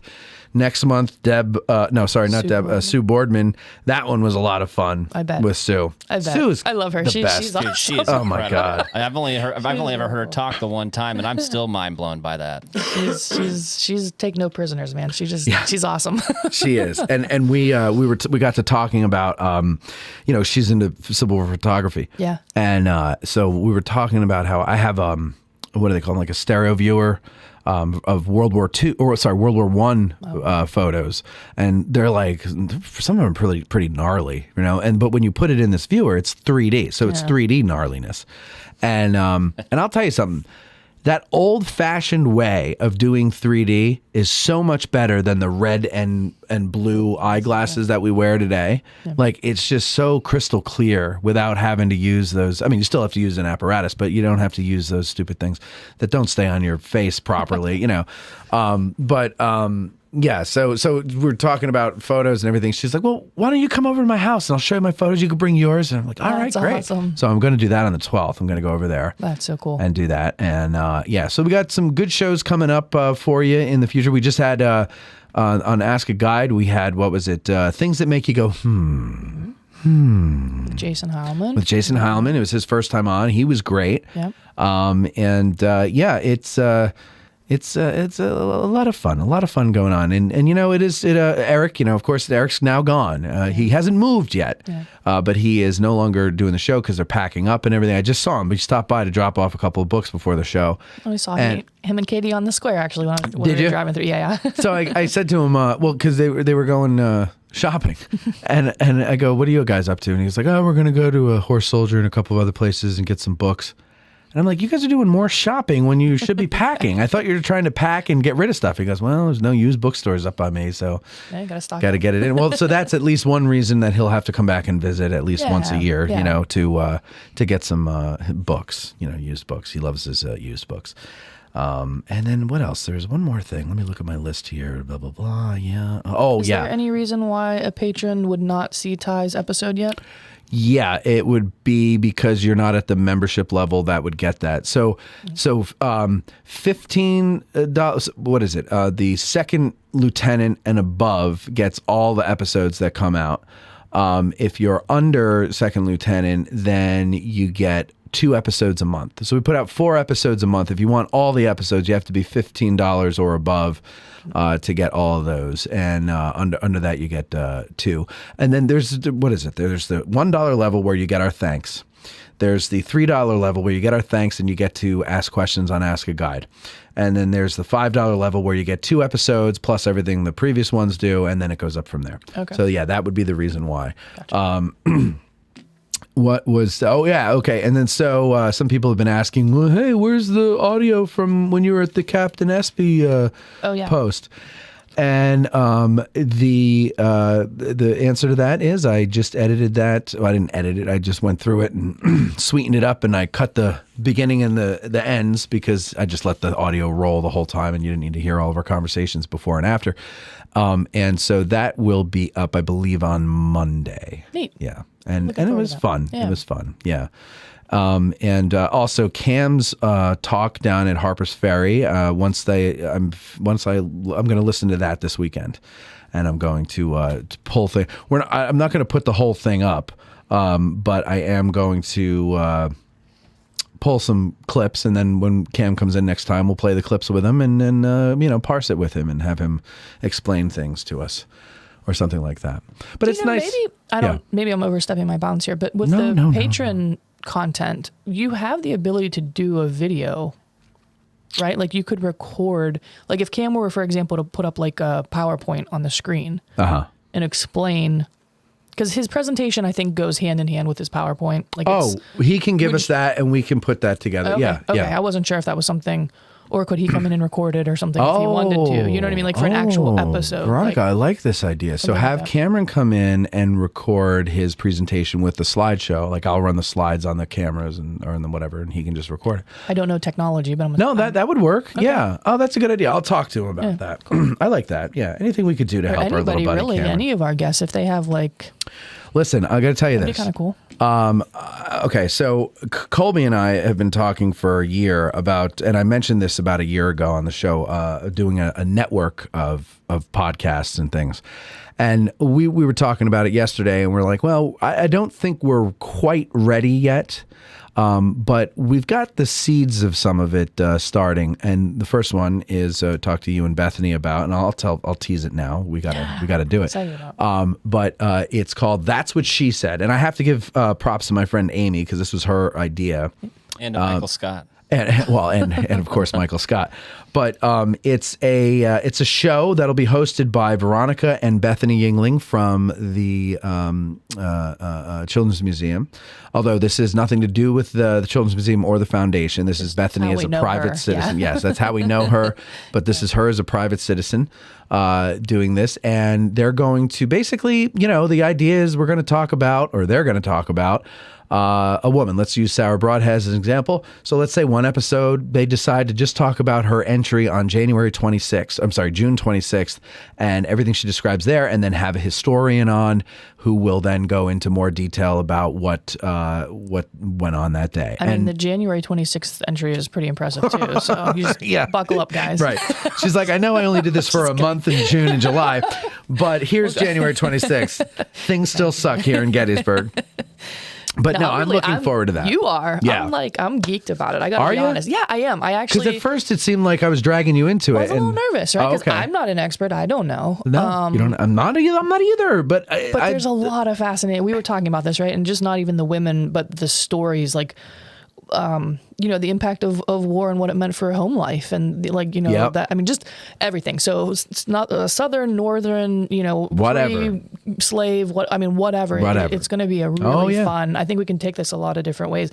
And, people agree. like Sue Boardman, who literally wrote the book on Elizabeth Thorne, or, Cindy Small, who literally wrote the book on Jenny Wade. There's all these resources in this community that and they don't have to be just women, right? Our experts don't have to be women. No, but it's the a great topics are going to, kind of expose, I think, our listeners to a broader understanding of the totality of what the war meant and everything. So I'm geeked about it. I gotta be honest. Good. I'm excited about it because I don't have to do anything.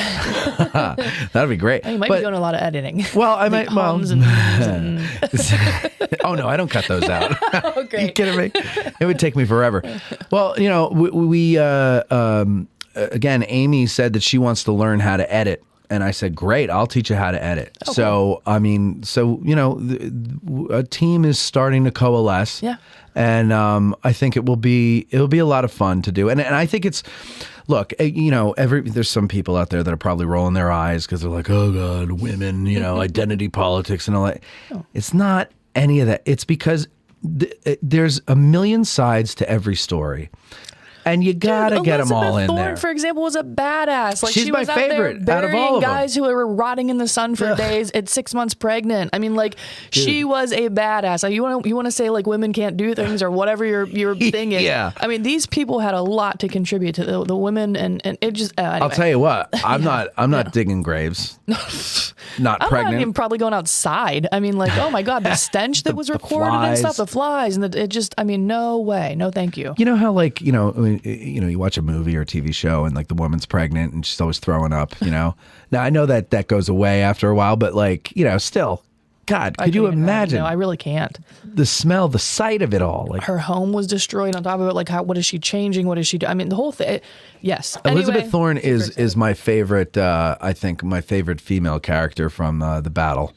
Because of that, I just have a lot of what? Colby's going to need to start editing some of the comments. We're getting spammed with some porn stuff. So I wonder how to do. Apparently we started talking about women. So Are you serious? That's the key word for. Don't read it out loud. No, but don't read it out loud. All joking aside, Colby, Eric used to get rid of them or somehow block them because apparently it does something with the monetization or something. I don't know how to. I'm clicking on it. It's not doing it. Yeah, I don't know how he did We'll have to that. ask There might be a little menu. Look There you for go. a menu. There's the 3 dots that just came up. 3 dots. There you go. Trying to. And then okay, well you'll figure it out there sooner or later. Colby's having a hard time because my mouse is the one that has the roller ball, and so you don't actually move the mouse; you just move the ball with your thumb, and people have a hard time getting used to that.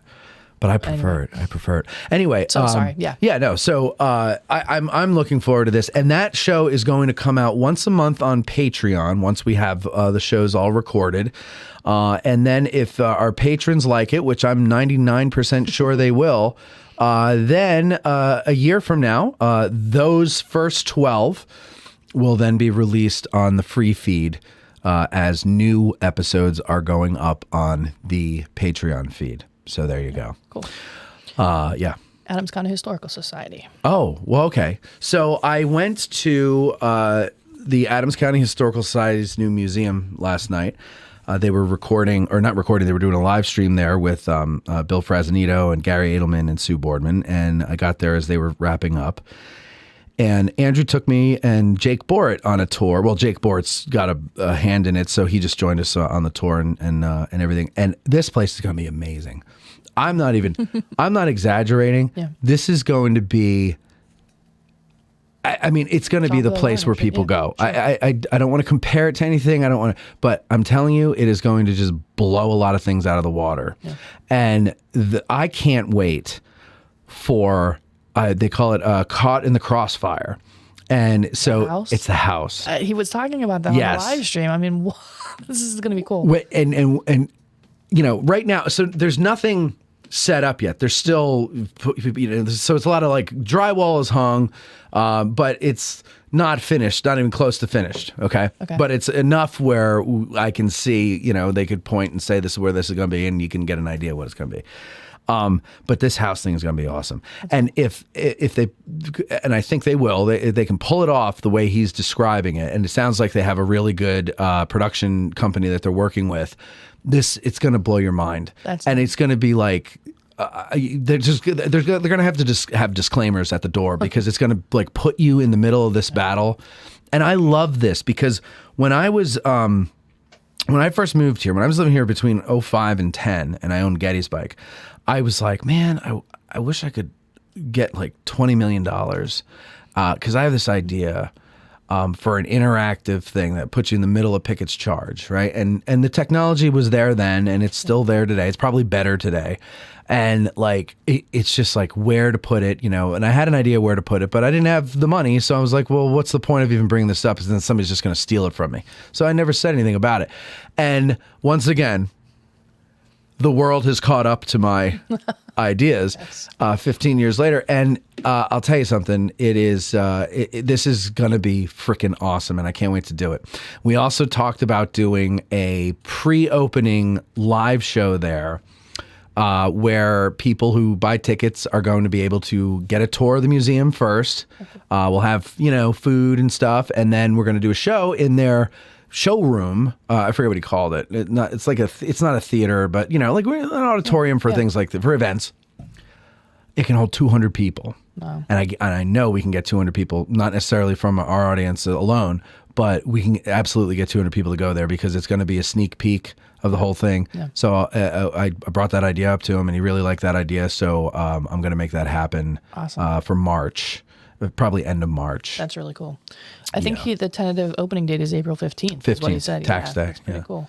Actually, I'll piggyback off this real quickly. Okay. So it was officially announced. The board of the Gettysburg Civil War Roundtable had some extensive discussions over the last several months, and it was officially announced by our president, Bruce Davis, that the Adams County Historical Society is actually going to be our new home. We struck a contract with them. Oh, very nice. Andrew was pretty generous with the terms, and apparently, if you go back in our records, back to when we were kind of founded decades ago, I forget it, when the 50s or something, a lot of the folks that created the Civil War Roundtable were really quite active or had some kind of hand in the Historical Society. So this is kind of bringing a complete circle where the Historical Society will now be the official home for our Civil War Roundtable and the Event Center. So we're really excited about that.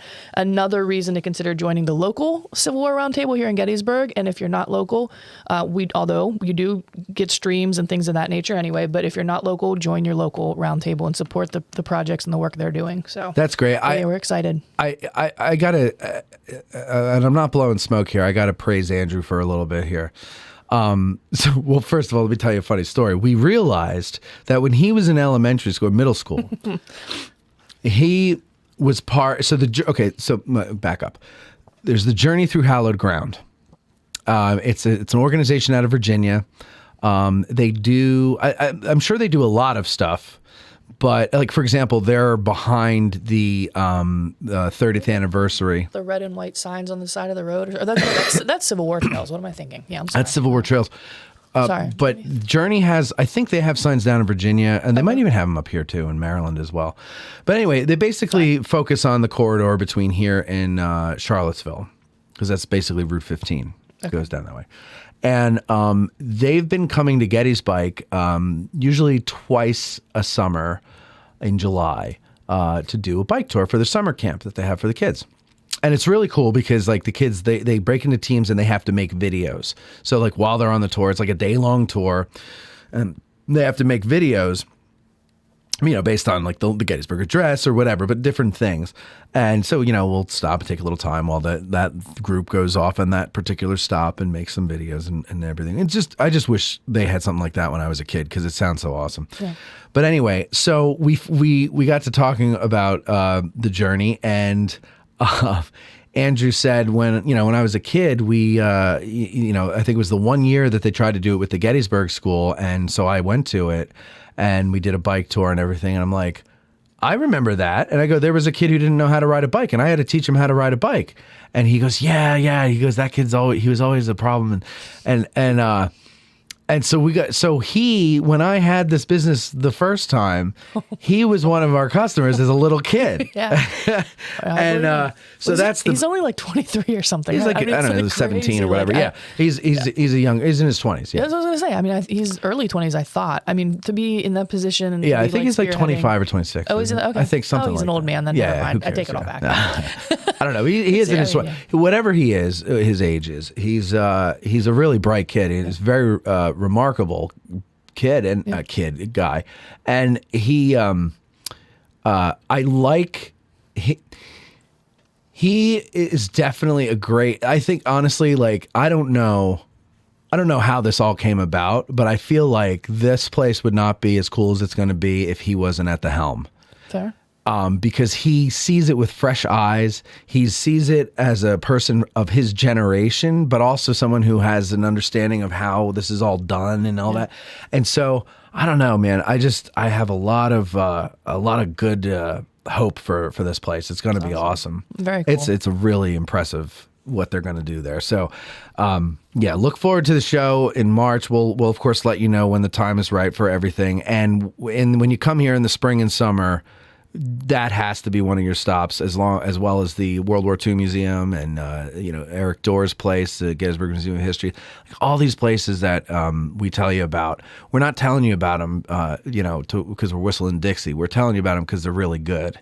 And so, yeah. So definitely check that. I'm excited about. Yeah, that's very cool. It is very cool, and it'll be very fun as well. And so I don't know. You doing news or events first? She's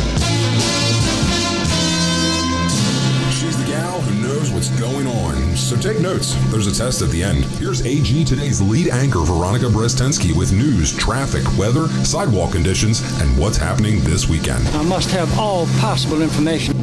I told you it's going to be a nightmare. I didn't play this for you before. It's a little Miles, Donnie's son. I pulled some of his clips here that have made it onto the board. There's this one. Hello. All right, and then there's this one. Am I 26? Then the one. I told you it's going to be a nightmare. And then you're paying $5 for tax. That's ridiculous. Apparently, Miles doesn't like taxes. I don't know what the heck you guys are talking about. I know. I know, but I didn't know. And Stop it, Matt. Stop it. You're driving me mad. You're driving me mad. That's solid. And then you got the little kid laugh. Who doesn't love a little kid's laugh, right? Oh, it's yeah. There you go. So there's Miles. Miles made it to the board.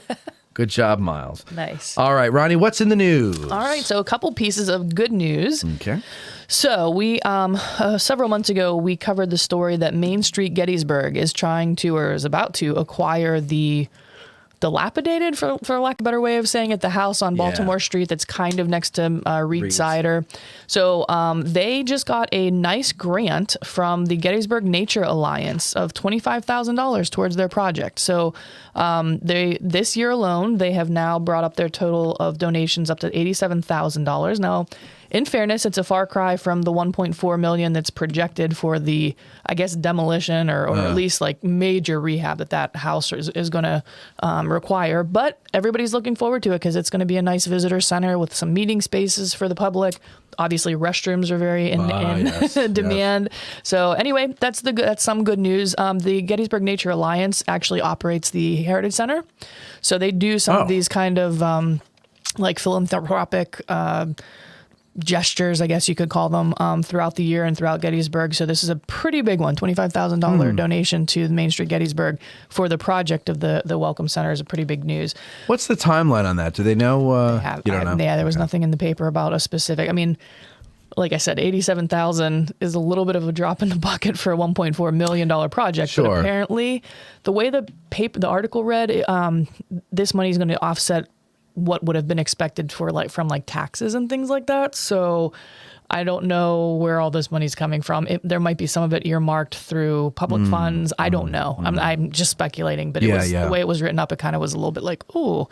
So anyway, also in terms of giving, we know that the giving spree just happened this past week. I know Matt spent 24 hours on the Ridge, or at least some of the hours on the Ridge, but the Seminary Ridge. But the newspaper today said that the preliminary reports are that the 2022 giving spree recorded exceeded what they had projected in hopes of gathering this year. So let me give you a little bit of context first. Last year, we collected $2.14 million. Okay. Okay. And you guess what we have this year? $2.14 million. 2.14 was last year's mark, and that was record setting at the time. So any guess? You're saying we matched it? No, I'm going to say $3.5 million. No, a little bit less, but $3.1 million. Wow. Wow. Yeah, All so right. an additional $1 million of Nice. donations. That's going to be spread across 115 nonprofits. So not Very obviously good. not evenly, but people could choose any of the 115 nonprofits. And then I think it's the beginning of December. There's going to be an official announcement of how they're going to divvy up like the matching funds, like the whatever they call the pool or whatever Yeah. that's going to go percentage wise. Pete explained it quite a bit last time, and I think actually Bethany Yingling might have explained it as well, because if you remember if you donated to the Gettysburg Foundation, that money was earmarked specifically for the Children's Museum this year. Right. So say hypothetically the Children's Museum raised $10,000, you take 10,000 out of this 3.1 and they're going to like match percentage wise what that is. Right. So anyway, pretty cool that Do you have to be a nonprofit to be a part of the giving spree? my understanding is yes. Yeah. It's just nonprofit. Colby, we're going to have to make this a nonprofit for next year. Can you get on that, please? Yep. There you go. Yeah. So some good news, and we're That might be the only way to grow Addressing Gettysburg, is to become a nonprofit and be a part of the giving spree. Because then, like, think about it. We have the studio, right? And then people can come by the studio, and we'll do a live 24-hour broadcast. And oh people, my God. Podcast-a-thon. Could you imagine? Talk about slap happy. Oh my God, but it would probably be hilarious. We'd have to take a break at the end of every hour and start a new stream or something. Or no, just leave it roll. I don't know. I don't even know if you could do a 24-hour stream, so we might have to do it that way. But could you imagine if we did that? No, I can't. I think we would all be delirious by the time we Yeah, get no, like that- 5 hours. Exactly. I feel an illness coming on for that day again. Although you came to the studio the other day, and we were in there for 6 hours, you, me, and Tommy. I know. Just Because you're a jabberjaw, talking. that's why. Just talking. Yeah, I know. We could go on. We can go on and on and on. But you know, the more tired we get, the more risky it gets. Nonsensical. Because that's basically when I get past a certain point of tired, you might as well make. It's like the same Might as as well be being drunk. drunk. Yeah. Yeah, exactly. So No filter. no filter. Matt Unfiltered. That's what we can call it. Yeah. 24 hours of Matt Unfiltered. Yeah, and then the giving spree people would be like, actually, you owe us," because that was awful. What, like the thing from Tommy Boy, when we're now all 5% dumber from having listened to this. Exactly. Oh boy! All right. So what else you got, Ron? That's the news. So just some that's events. the news. Yeah. Wait. Oh, so wait. No, hold on. I'm so sorry. I'm not ready here. I thought you had more news. Live this weekend where the action is high. You and see when you're in town this weekend. Here's Valerie. See, I even tried to like give you a hint when I said I have 2 positive news stories here. I didn't listen. Jeez, Come oh man. He'd be What a else terrible is new? spades partner. He's horrible. You can't commit a crime with him, and you can't depend on him. There's like nothing. Forget it. Oh my gosh. Anyway. What do I do? All right, let's see. So this weekend specifically, I have some events to keep your pen out to mark your calendar for All right, in here we advance. go. Let me get my But pen. this weekend specifically, Yes. local author Linda Clark, she wrote there's maybe at least 7, maybe 8 books in the series right now. The like Gettysburg Experience. You know what I'm talking about? The little blue. They're like smaller books, but they're like Linda Clark. Really thin? Yeah, real thin. Like, I know. Like, yeah, You know what I'm I have one of those. Not here. It's at home. It's I know what you're But, talking about. anyway, so she's going to be autographing her books at the Jenny Wade House tomorrow from 1 to 4. So if you collect her books or if you just want to meet her, she's going to be at the Jenny Wade House tomorrow. And then something to keep in mind, Ron Coddington. He's an author. Right. Yeah, not Edwin Connington. Not Edwin. But anyway, he has a new book out called Gettysburg Faces. Have you seen it? It's pretty darn cool. No, It's literally I don't like a think I have. picture of a soldier or something like that, and it actually like has the picture, and then on the next page it gives like basically the guy's story. So I Really haven't cool. seen the Gettysburg one, but I was just down in Antietam for the Antietam Institute's fall conference, and that same author has the Faces of Antietam, and he has like he has books with soldiers. He also has books with civilians. Neat. Oh, is he the guy that writes with Matt? Yeah, that does these books with Matt? the Antietam ones are with Matt Borders, though. Yeah, no, that's a different. I think I know. No, I don't think that's the same author. I'll look that up while you're talking. Anyway, Ron Coddington does Military Images, the magazine and things like that. Anyway, he has this book out called Gettysburg Faces, and if you're interested in that, and I would suggest you get it because it's pretty cool, just the way the format and everything is. It's in line with what Matt Borders and his co-author do, where they have Joseph Stahl is who Matt does that book with. Yeah. My apologies. Anyway, also, it's the my same thing apologies to Josh. He's keeping me honest here. It was Billy Madison, not Tommy Boy. Oh, thank you, Josh. Anyway, so Ron Coddington is going to be also at the Jenny Wade House, but that's next Saturday, November 12th from noon to 2. So if you want to get your book autographed by him or grab a copy of that book, next weekend is the time to do that. Also next weekend, next Friday is Veterans Day, right? The 11th. So the National Park Service is giving free entry to the cyclorama, the museum, and the film for veterans as a show of an appreciation. So if you're a veteran and you're looking to tour the National Park Service Visitor Center, head on over on Veterans Day and you can get in free.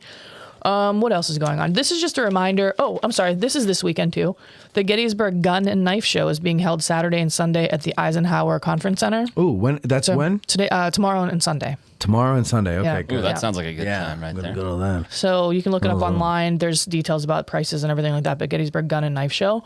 And then planning for the future, 2 weekends from now, is going to be... it coincides Remembrance Day and Dedication Day because it actually falls on a Saturday. The 19th falls on a Saturday this year. So, I mean, there's all kinds, even when they're two separate days, there's all kinds of events. But now that it's one day, there's everything going on. There's the normal ceremony, the wreath laying at the cemetery starts at 10:15. Naturalization ceremony when we welcome new citizens, which is pretty cool. New natural people. Also at 10th, I wrote it down. I'm sorry. Where did I write it down? Yeah, 10:15 is the wreath laying ceremony. The program starts at 10:30. Keynote speaker is Ellen Gelzo. The reading of the Gettysburg Address is going to be historian John Meacham. Both of them and Harold Holzer are going to be hosting the Lincoln Forum's luncheon. Yes. Unfortunately, that conflicts with the parade at 1 o'clock, so you got to pick one or the other if you want to do that. But in the evening, the National Park Service is going to have the illumination, assuming that the weather cooperates. That's from 5:30 to 9. This year, I'm actually, on a personal note, I'm kind of honored. I'm going to be reading some of the names of the soldiers. I think we have half-hour increments. Really? Because of your celebrity, you've been asked to... no, because I volunteered. But if you're going to be in town and you're looking for something to do, the Gettysburg Foundation is still accepting volunteers, not for the name reading. Those slots have all been filled, but for setup, for welcoming guests, for cleanup afterwards, there's all kinds of volunteer opportunities. I can't wait to hear you read these names. Oh my gosh, I'm a little bit. I mean, Zabawa? right? I know. I was super honored, and then I'm like, oh shoot, this is gonna be tough. Plus, it's at night, right? So you're holding a flashlight, and then you're reading these guys' names. I can't imagine they give you a list of them ahead of time. I'm gonna be butchering. Maybe they do. I hope they do, because I don't want to. I mean, this is it's a solemn occasion, right? These guys literally died here, and it's their day to be remembered. Which could you imagine? I kind of have goosebumps. I got to be honest. I'm actually pretty goosebumps because you're nervous because you're Yeah, I mean it's it's a solemn. It's a solemn with the what do you call it? The luminaries, lighting up the cemetery and everything. Anyway, looking forward to it. So, but also that evening, if you're going to make an early appearance at the Remembrance Day illumination from 5:30 on, you can leave early because at 7 o'clock, our friend Carol Reardon is going to be presenting the Fortinbaugh lecture.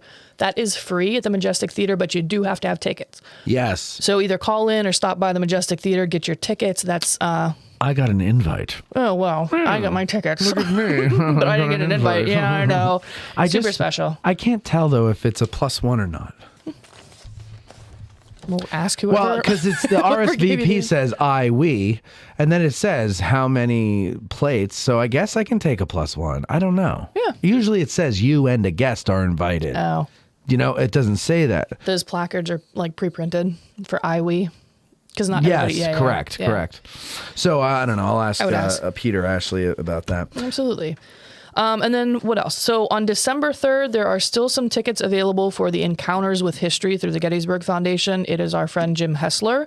It is an indoor half-a-day lecture starting at 9 a.m. It is going to be specifically about the Sickles murder trial. So that's kind of cool. Ooh. Kind of neat, right? Yes. Sickles from a different avenue. Right. But the tickets are in it. They're paid. They're not inexpensive. I think it's $50 if you're not a member. I think it's maybe $35 if you are. But go on the Gettysburg Foundation website, and that's half a day with Jim. That's December 3rd. And what else? I think that's it. Yeah, that's it. That's a lot of stuff A lot there. of stuff going on. Speaking of events, we, as you may have heard, are going to have our little Christmas party with our patrons. We have a total of, let's see, I think the limit that we can have is 50 people. Ooh. And let me see what we're up to now. We are up to, drumroll please. I don't have a drumroll, do I? Okay, there, I got that. What's this? No, that's not good. No. How about this? Nope. No. Okay, stop. Oh, I like that. Yeah. That's not right, but all right, let's see. Then we got 2 more. Okay, stop. Oh, no. Okay. I think it was this one. So, let's see. The total we have signed up now are 38 guests. 38 guests. That was phenomenal. When is the party, Matthew? The party is December 10th. We have Sweeney's Tavern all to ourselves. Well, here's what the plan was. It was if we don't hit 50 people through our patrons by the end of November, then I'm going to open it to the public, and whoever wants can get on it. But I don't know. That's only 12 to go, and I think by the end of the month we're going to get those 12. So it might behoove you to become a patron over at patreon.com/addressinggettysburg. At least for this month, so you can get on the list. And then, but of course, you're going to love the stuff that you hear over there. But anyway, so I'm going to invite some of the guides that are, regularly on the show. So hopefully people can meet them and kind of rub elbows. I think that's neat. I've invited Bo and Chris to come, so you can maybe meet Bo if he decides that he's going to go, which I'm going to twist his arm. And so it will be nice. Of course, you'll get to meet Veronica and Kathy. Yeah. It is free. Everybody only cares about Kathy. What? Everybody only cares about Kathy. That's true. I thought you said nobody cares about Kathy. No, I was everybody. like, what? No. It's the opposite. Get out of my way. That's Mom. Yeah, exactly. It's like when Ricky Fowler met Cam last year at Remembrance Day, and you were there, Colby, right? Yeah, dude, I laughed about that for probably 45 minutes. Because he had just met Bo, and he was like, "Oh, hey, Bo, blah blah blah blah blah," and then he just looks over and sees Cam, and he goes, "Wait, is that Cam?" And then he goes and shakes his hand, and like Cam's sitting there, in his uniform and everything. He's got his sword on as well. Yeah. He's feeling salty, dude. Right. He's like, I'm Winfield Scott. So he's sitting there, and Ricky's shaking his hand, and Cam's shaking all over the place. And he's like, "Are you Cam?" And he goes, "Yeah." And he goes, "Oh man, it's so cool to meet you. Like, this is so awesome. It's like I just met a movie star, but I'm more excited about meeting you." And Cam just goes, "Okay." And then Colby, what did you say? You said you're my new best friend, Yeah, right? I told him we were going to be best friends, and he just looked at me and said, "Okay." All right, Dan. We love our Cam. So this is not news or events, Okay, but since next weekend is Veterans Day, for some reason, obviously, because the Harrisburg Civil War Roundtable has their meetings on Fridays. Yes. So we'll do a Thursday show? Yes, it would normally fall on Thanksgiving, like the Friday after Thanksgiving, so they're bumping it up to this coming Friday. Okay, so the next week we'll do a Thursday show. This coming week we'll do Thursday, if that's all right with you. That's fine with me. Cool. I spoke with Mark Blanchard the other day because he said, "Oh, by the way, Veronica, it's not my fault that we do the thing on Fridays." And I go, "No, but you're influential enough where you can get them to change it, right?" And he's like, "No." No. And I said, "Well, all I'm telling you is that you're taking Veronica not away from me, but from everybody." Oh, get out. Okay? Yeah. So, really, no, you were the queen of addressing Gettysburg, aren't you? Yeah, that's Kathy. No, it's the you. Queen G, if you will. Ladies and gentlemen, Queen Veronica. Queen Victoria II. That's good. Also, so then Remembrance Day weekend, for those of you who want to hang out, I'm going to make camp at the beer garden in the Farnsworth house. I'm going to need some people there because I'm going to live stream the thing, and I don't want to lose our table. So I'm going to get there early and just be like scaring people away. So if I'll figure out a time next week or the week after or whatever, I'll announce it, But we'll get there. With the parade's at 1, right? Yeah. So I'll probably get there like 11:30, something like that. Hopefully that will be enough time. I want to. Last year we were in Don't that you have corner. some kind of pool, like to get a reserved table or something? Can't you? Oh, I guess I could ask her to do that. Yeah. Oh, I didn't think of that. Yeah, I could do that. Maybe I'll do that. Maybe she'll say no, but still, She might you could say no, ask. yeah. You could ask. I'll ask her. So can I just put caution tape up around 3 tables in the corner? I want that one big round table in the corner, and then like the ones that are in that section. Yeah, and then just let our people come and hang out. And then that way, maybe you'll get to meet Cam, maybe you'll get to meet Ronstadt, maybe you'll get to meet Colby. Are you going to go, Colby? Are you? Oh, there's. Oh my God! No way. Speak of the devil. Where's Janelle? She's in the car. No. No. Go get her now. Come on, Janelle. You cannot speak on a microphone until you get her. Go get her. You can wave her in here. You drag her in here. Get a wheelbarrow That's what and I bring do. her in here. Get that wheelbarrow out. He just leaves the door wide open. It's not freezing out or anything, Cam. Don't worry about it. He's in a short sleeve shirt, man. I was just going to close the show. See, now, if Eric were here, he would have thrown him out and said, Lock that's the it. door. Show's over. We got to go. But we're going to stay a little longer. I'm willing to bet she doesn't come in. Yeah, Janelle's pretty reserved. He's She coming don't back. want to come. Yeah, No. Tell her to come in. No, she don't want to. She's too nervous. No, she doesn't need to be nervous, Cameron. No, leave the door open for a second. Leave it open. Janelle, we need you to come in here, please. She's got the car windows up, and she's just sitting All right, there I'll just watching. turn the volume up on this. Janelle, please come in here. Janelle, paging Sweet I Janelle. guarantee she's not going to come in. I think she will. She's going. No one can resist the call of the megaphone. She Sweet Janelle, please come in. We don't bite. Is she really afraid of us, Cameron? No, she's just nervous. She's Well, tell her she could just sit in the chair. She doesn't have to come on the microphone. Just tell her she can sit in the chair. I just want to meet her. Tell her, just say, yeah, but that's, I want to meet her now. Tell her you can sit in a chair. You don't have to talk on the microphone. You're going to single-handedly ruin this relationship. I know. She's going to be like, we're going to hear tires screech in about 3 seconds, and Cam's going to be needing to ride back to West Virginia. Yeah. How much is an Uber? Let's see. Don't force her. Oh my God, he's actually dragging her out of No, the car. stop. Oh my Got God, her you by don't the need to hair. drag her like that, Cameron. Cameron, don't do that. No. Oh, by the hair too, Cameron. What are we, cavemen? Stop. No. Oh my goodness. Is he like carrying her? Yeah, he's got her on his shoulders. Oh my He's got her in a God. wheelbarrow. There you go. Oh, here she comes. All right, thank good, you. Good. That's good. You Yeah, have. this is the first show. Yes, Cam. Go ahead. You're a good sport. Hey, Janelle. Hi, Janelle. Hi, This Janelle. guy- Wait, hold on, Cameron. Let me say hello to your girlfriend. Hi, Janelle. It's nice to meet you. Shake my hand, please. I'm Matt. It's nice to meet you. I've heard so much about you. I've heard so much about Sweet Janelle. Aw. Okay. Go ahead. This is the first show I've actually got up here where I was listening to it in West Virginia and got up here in time to be on it. Wow. Well, yeah, because It is a long we show. we It's did go. 7:30. Yeah, we're going at 2 hours and 20 minutes here. That's crazy. So, well, Sorry, Janelle. You got dragged into this. yeah. literally. Sorry, Janelle. I don't mean to embarrass you or anything. I just we want to meet you. We've heard so much about you. You know. Yeah, I've heard that you were frustrated that you've been the only one that hasn't met me. Exactly. I've been frustrated by that, and it's good to finally meet you.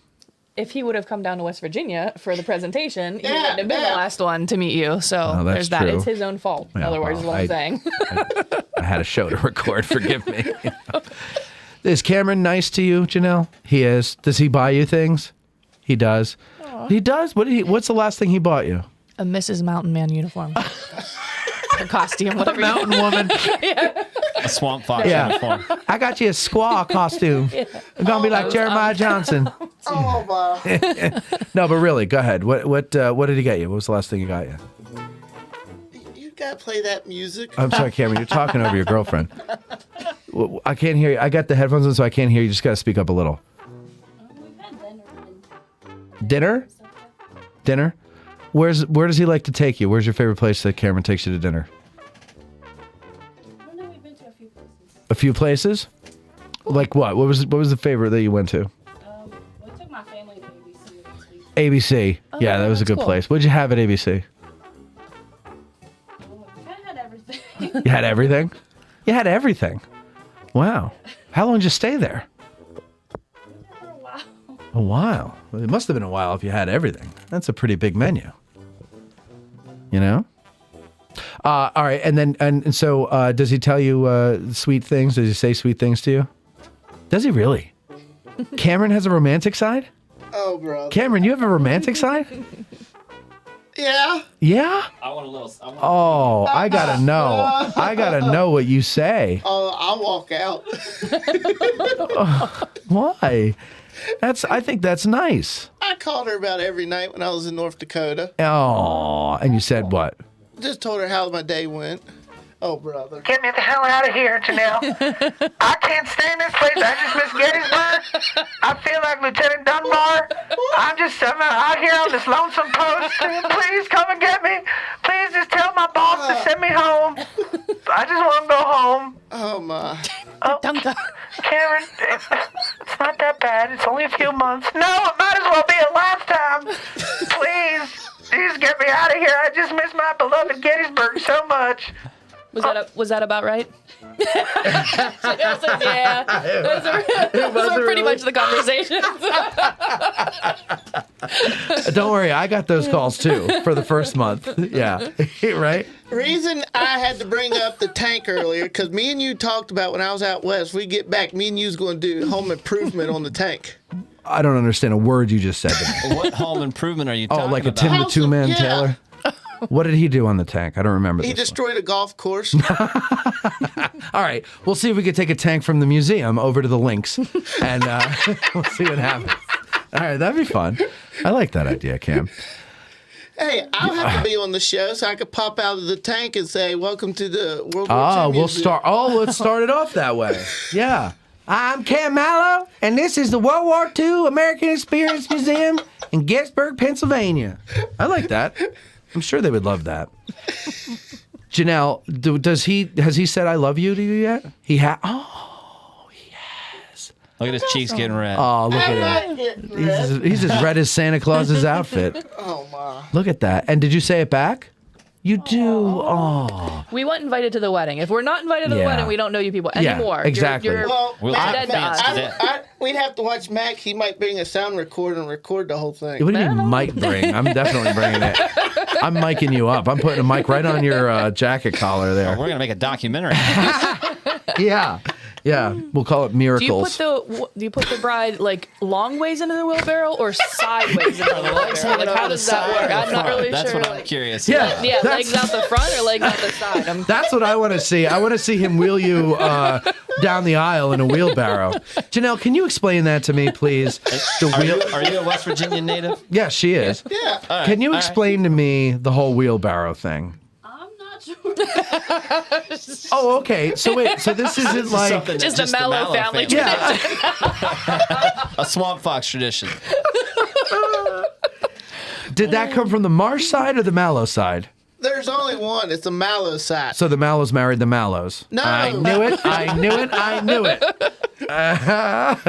No, but really, have you seen or heard of that before you met Cameron? I've seen it a few places. You've seen, okay, so you have seen that. So that is a tradition down there. You don't know where it comes from or anything, though. Do you know where it comes from, Cameron? No. But you're Mr. West Virginia history. Why don't you know that? There's all kinds of wise tales out there. What but this tales? one's pretty Wait, unique, hold man. on, Colby. What kind of tales? There's all kinds of tales out there. He said You wives' tales. No, he said wise tales. Wise tales. Wise tales. Intelligent tells. Intelligent tales. Oh, What was there's the a swamp dragon. PowerPoint. Oh, is this what you did? Yeah. Oh, okay. Well, did you hear what Veronica was saying? I heard a little bit of it, then we lost connection as we were coming. Okay, well, it we'll was talk my about most it after the brilliant show. idea. Yeah. There's no connection. Well, it says you don't have to pull. You don't have to pull No my witnesses. arm to be on it. There Yeah, you go. All no, right, that's good. true. We'll talk about it after the show at dinner time. All right. So, as much as I'd love to spend more time with you guys, with the audience is, probably past their bedtime now. It's 2.5 hours we've been working on the show. Janelle, it's great to finally meet you. I can't wait to talk more at dinner with you. Are you going to be a little more open at dinner and less shy? Aw, you're doing all right though. You're laughing and everything like that. She's doing better than when Atkinson first met her. Yeah. Well, he. I can't imagine she was a lot of word in edgewise there. So between the two of you, between you and Matt, I don't know how she got a word in. Yeah. She at the time you was at Brandy Station, she got to meet Ken, everybody at ABC. I know, and I was away. And my mom was the first one in the group to meet you. That's right. My mom, Kathy. I said my mom. Yeah, she was amazed at all the talks we have there. What is Veronica's mom's name? Kathy. Oh.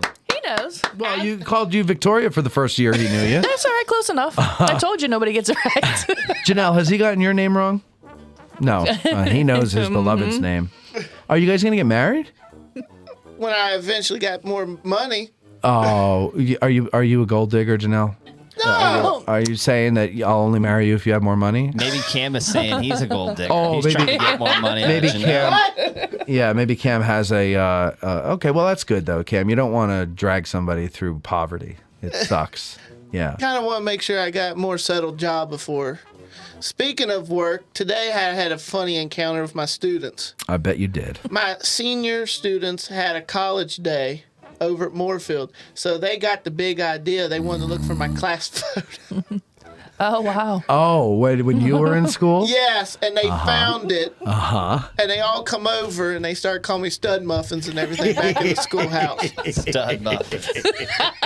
Was it 2 muffins?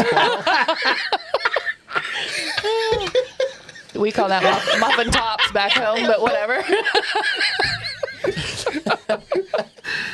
Stud muffins. Not just a stud muffin. He's a stud muffin. That's a pack of muffins. He's all the muffins. You were such a hunk that you were 2 muffins. Stud Or muffins. more. It could be more than 2. We don't know the number. And now, why did they call you stud muffin? Were you ripped?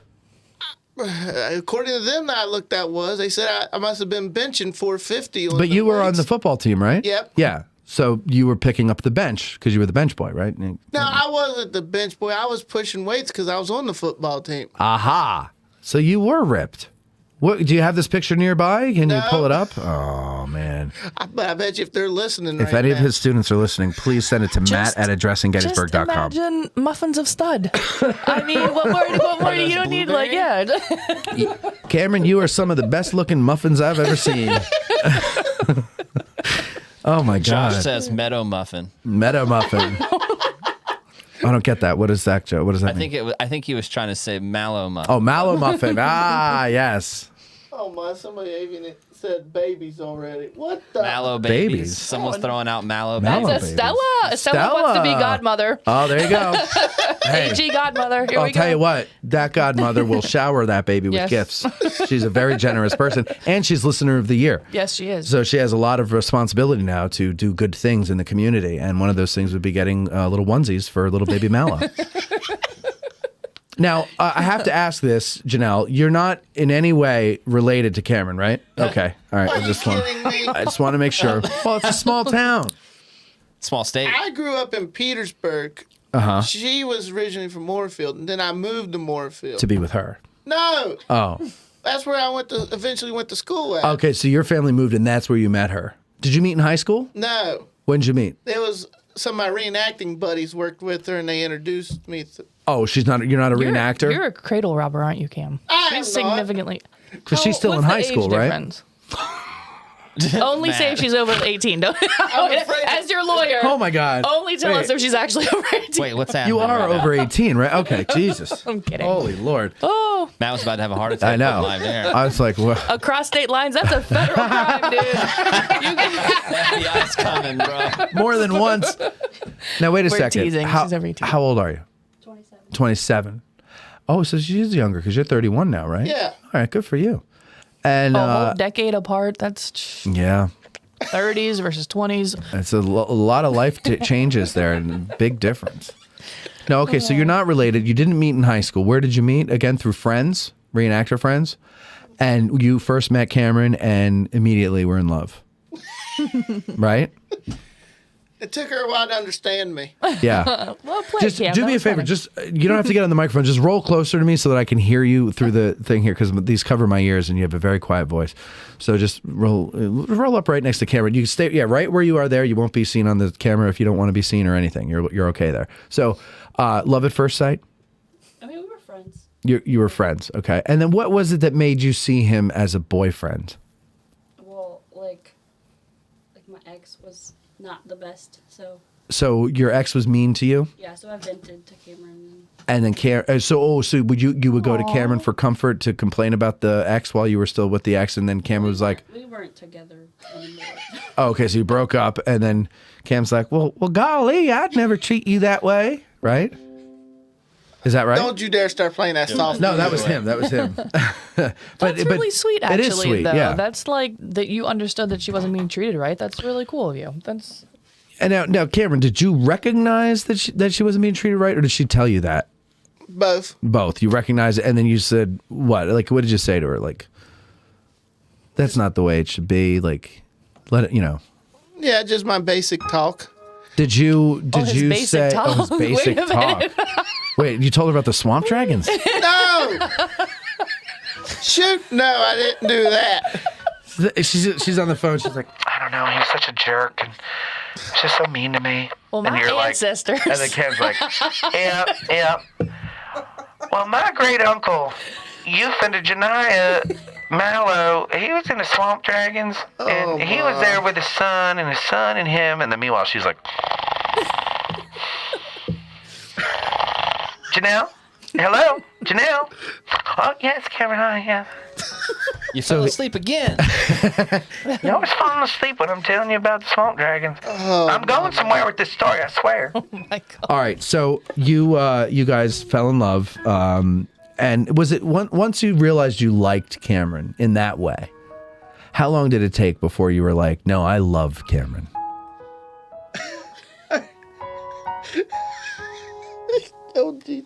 You're putting her on the spot her tonight. Talk. Let her talk. Counselor. All right, go ahead, Janelle. No, go ahead. How long did it take? A few months? Like we were friends for a while. For like a couple years? You were friends? And then, okay, so you were friends for a couple years. And then finally he said, hey, why don't you give me a try? And then you were like, all right. Right? Was it awkward the first time he kissed you? Are you kidding me right now? No, I'm very serious. Stop. Okay, so Did he Josh approach you says, with wait the a minute, tongue Josh already said, out? stop. Josh was explaining what a meadow muffin is. He says in that region, meadow muffin bingo is a local high school tradition at the football games where they lead a cow on the football field to take a crap. A People cow? buy lottery tickets on where the cow will crap. Oh my God. Is that a thing? Like I've never heard of that. Oh my goodness. Oh. Meadow muffin. Somebody else said, Gene said meadow muffin is a cow pie. Oh my God. Oh my goodness. I've never heard of this. But literally a couple people have said that. A meadow muffin is a kiss. So you guys would bet on how big it would be? No, where No, it just would where, okay. like where the it would. cow would on crap. the football field, man. The 20-yard line. Oh, and you know what? That's so That's hard to cow get off of AstroTurf. That's cow chip bingo. I've heard of that. Cow chip? Did you say cow chip bingo? Yeah. Like a potato chip? No. Cam, you made it sound immediately worse than it was already. Like it went from being a well, maybe that's not all of West Virginia to that's a West Virginia thing. That's just stereotypical. So, wow, that is amazing. So, okay, now what have we learned this about... conversation went way Hold on off. now, boy. What have we learned about West Virginia culture? We have learned that brides get pushed out down the aisle over in a wheelbarrow. They take bets on where a cow is going to poop on the football field. Cameron was known as Stud Muffins. Plural. Well, he was known as Hitch, right? Your nickname was Hitch in high school. Is that because you really liked that movie? No. It was because he was the matchmaker. He would match people up. Oh, my. I can't wait to find out what. Oh, and then you play. What was it? Cow chip bingo? I never did. But what's cow chip bingo? I've seen it done. People So you make were playing it. No, I've seen it done. That's it. But how do they play? probably make a grid or something. I'm assuming it has to be like a grid on the Yeah. football Oh, it's field like- somehow, and then you bet on where the cow is gonna like roam around and I take a don't know how route. much time you give the Is cow what I'm gathering. to Yeah. walk to figure it out. You know, I thought you were gonna say like I thought it was like a dried cow chip, like they used to use for fuel. But no, you're saying that it's a fresh cow chip, a cow pie, if you will, and so it's the same idea. You're betting on where the cow is gonna poop. Is there nothing to do in West Virginia? how do they know the cow's got to take a poop anyways? Like Well, you can't just it's- make a cow poop on command. Nah, these things are pooping all the time. All they do is eat. They're sitting there. All right, y'all. With that in mind, I'm hungry. Oh yeah, so we're gonna go to.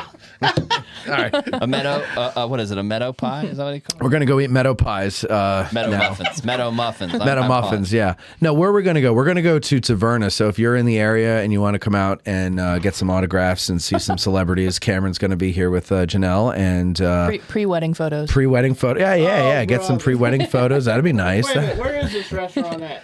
It's in Fairfield. Taverna in Fairfield. You can follow us. Through there. Well, Looks I'm like sorry. you're going back through. Yeah, you're going back through. Exactly. What do you want from me, Cameron?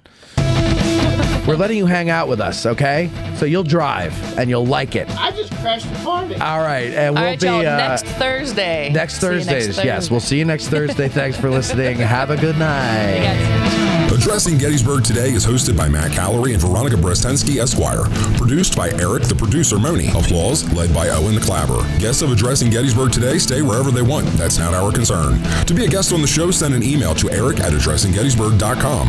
Addressing Gettysburg broadcasts from the Gettys Bike Tour Studios. Get a 15% discount on your next tour with Gettys Bike. I'm Huevos Grande, the voice of Addressing Gettysburg Today. Thanks for listening. I know, but I didn't know. I know. Am I 26? I told you it's gonna be a nightmare. Stop it, man. Stop it. I got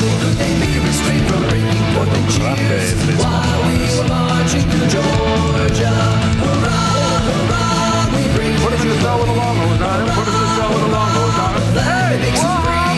So we sang the chorus from Atlanta to the sea while we were marching through Georgia. All right, good night, everybody. Marching through Georgia while we were marching through Georgia. If it looks like a duck, walks like a duck, quacks like a duck, it's not a chicken. This concludes our broadcast day. Dybbuk schmibbuk, I said more.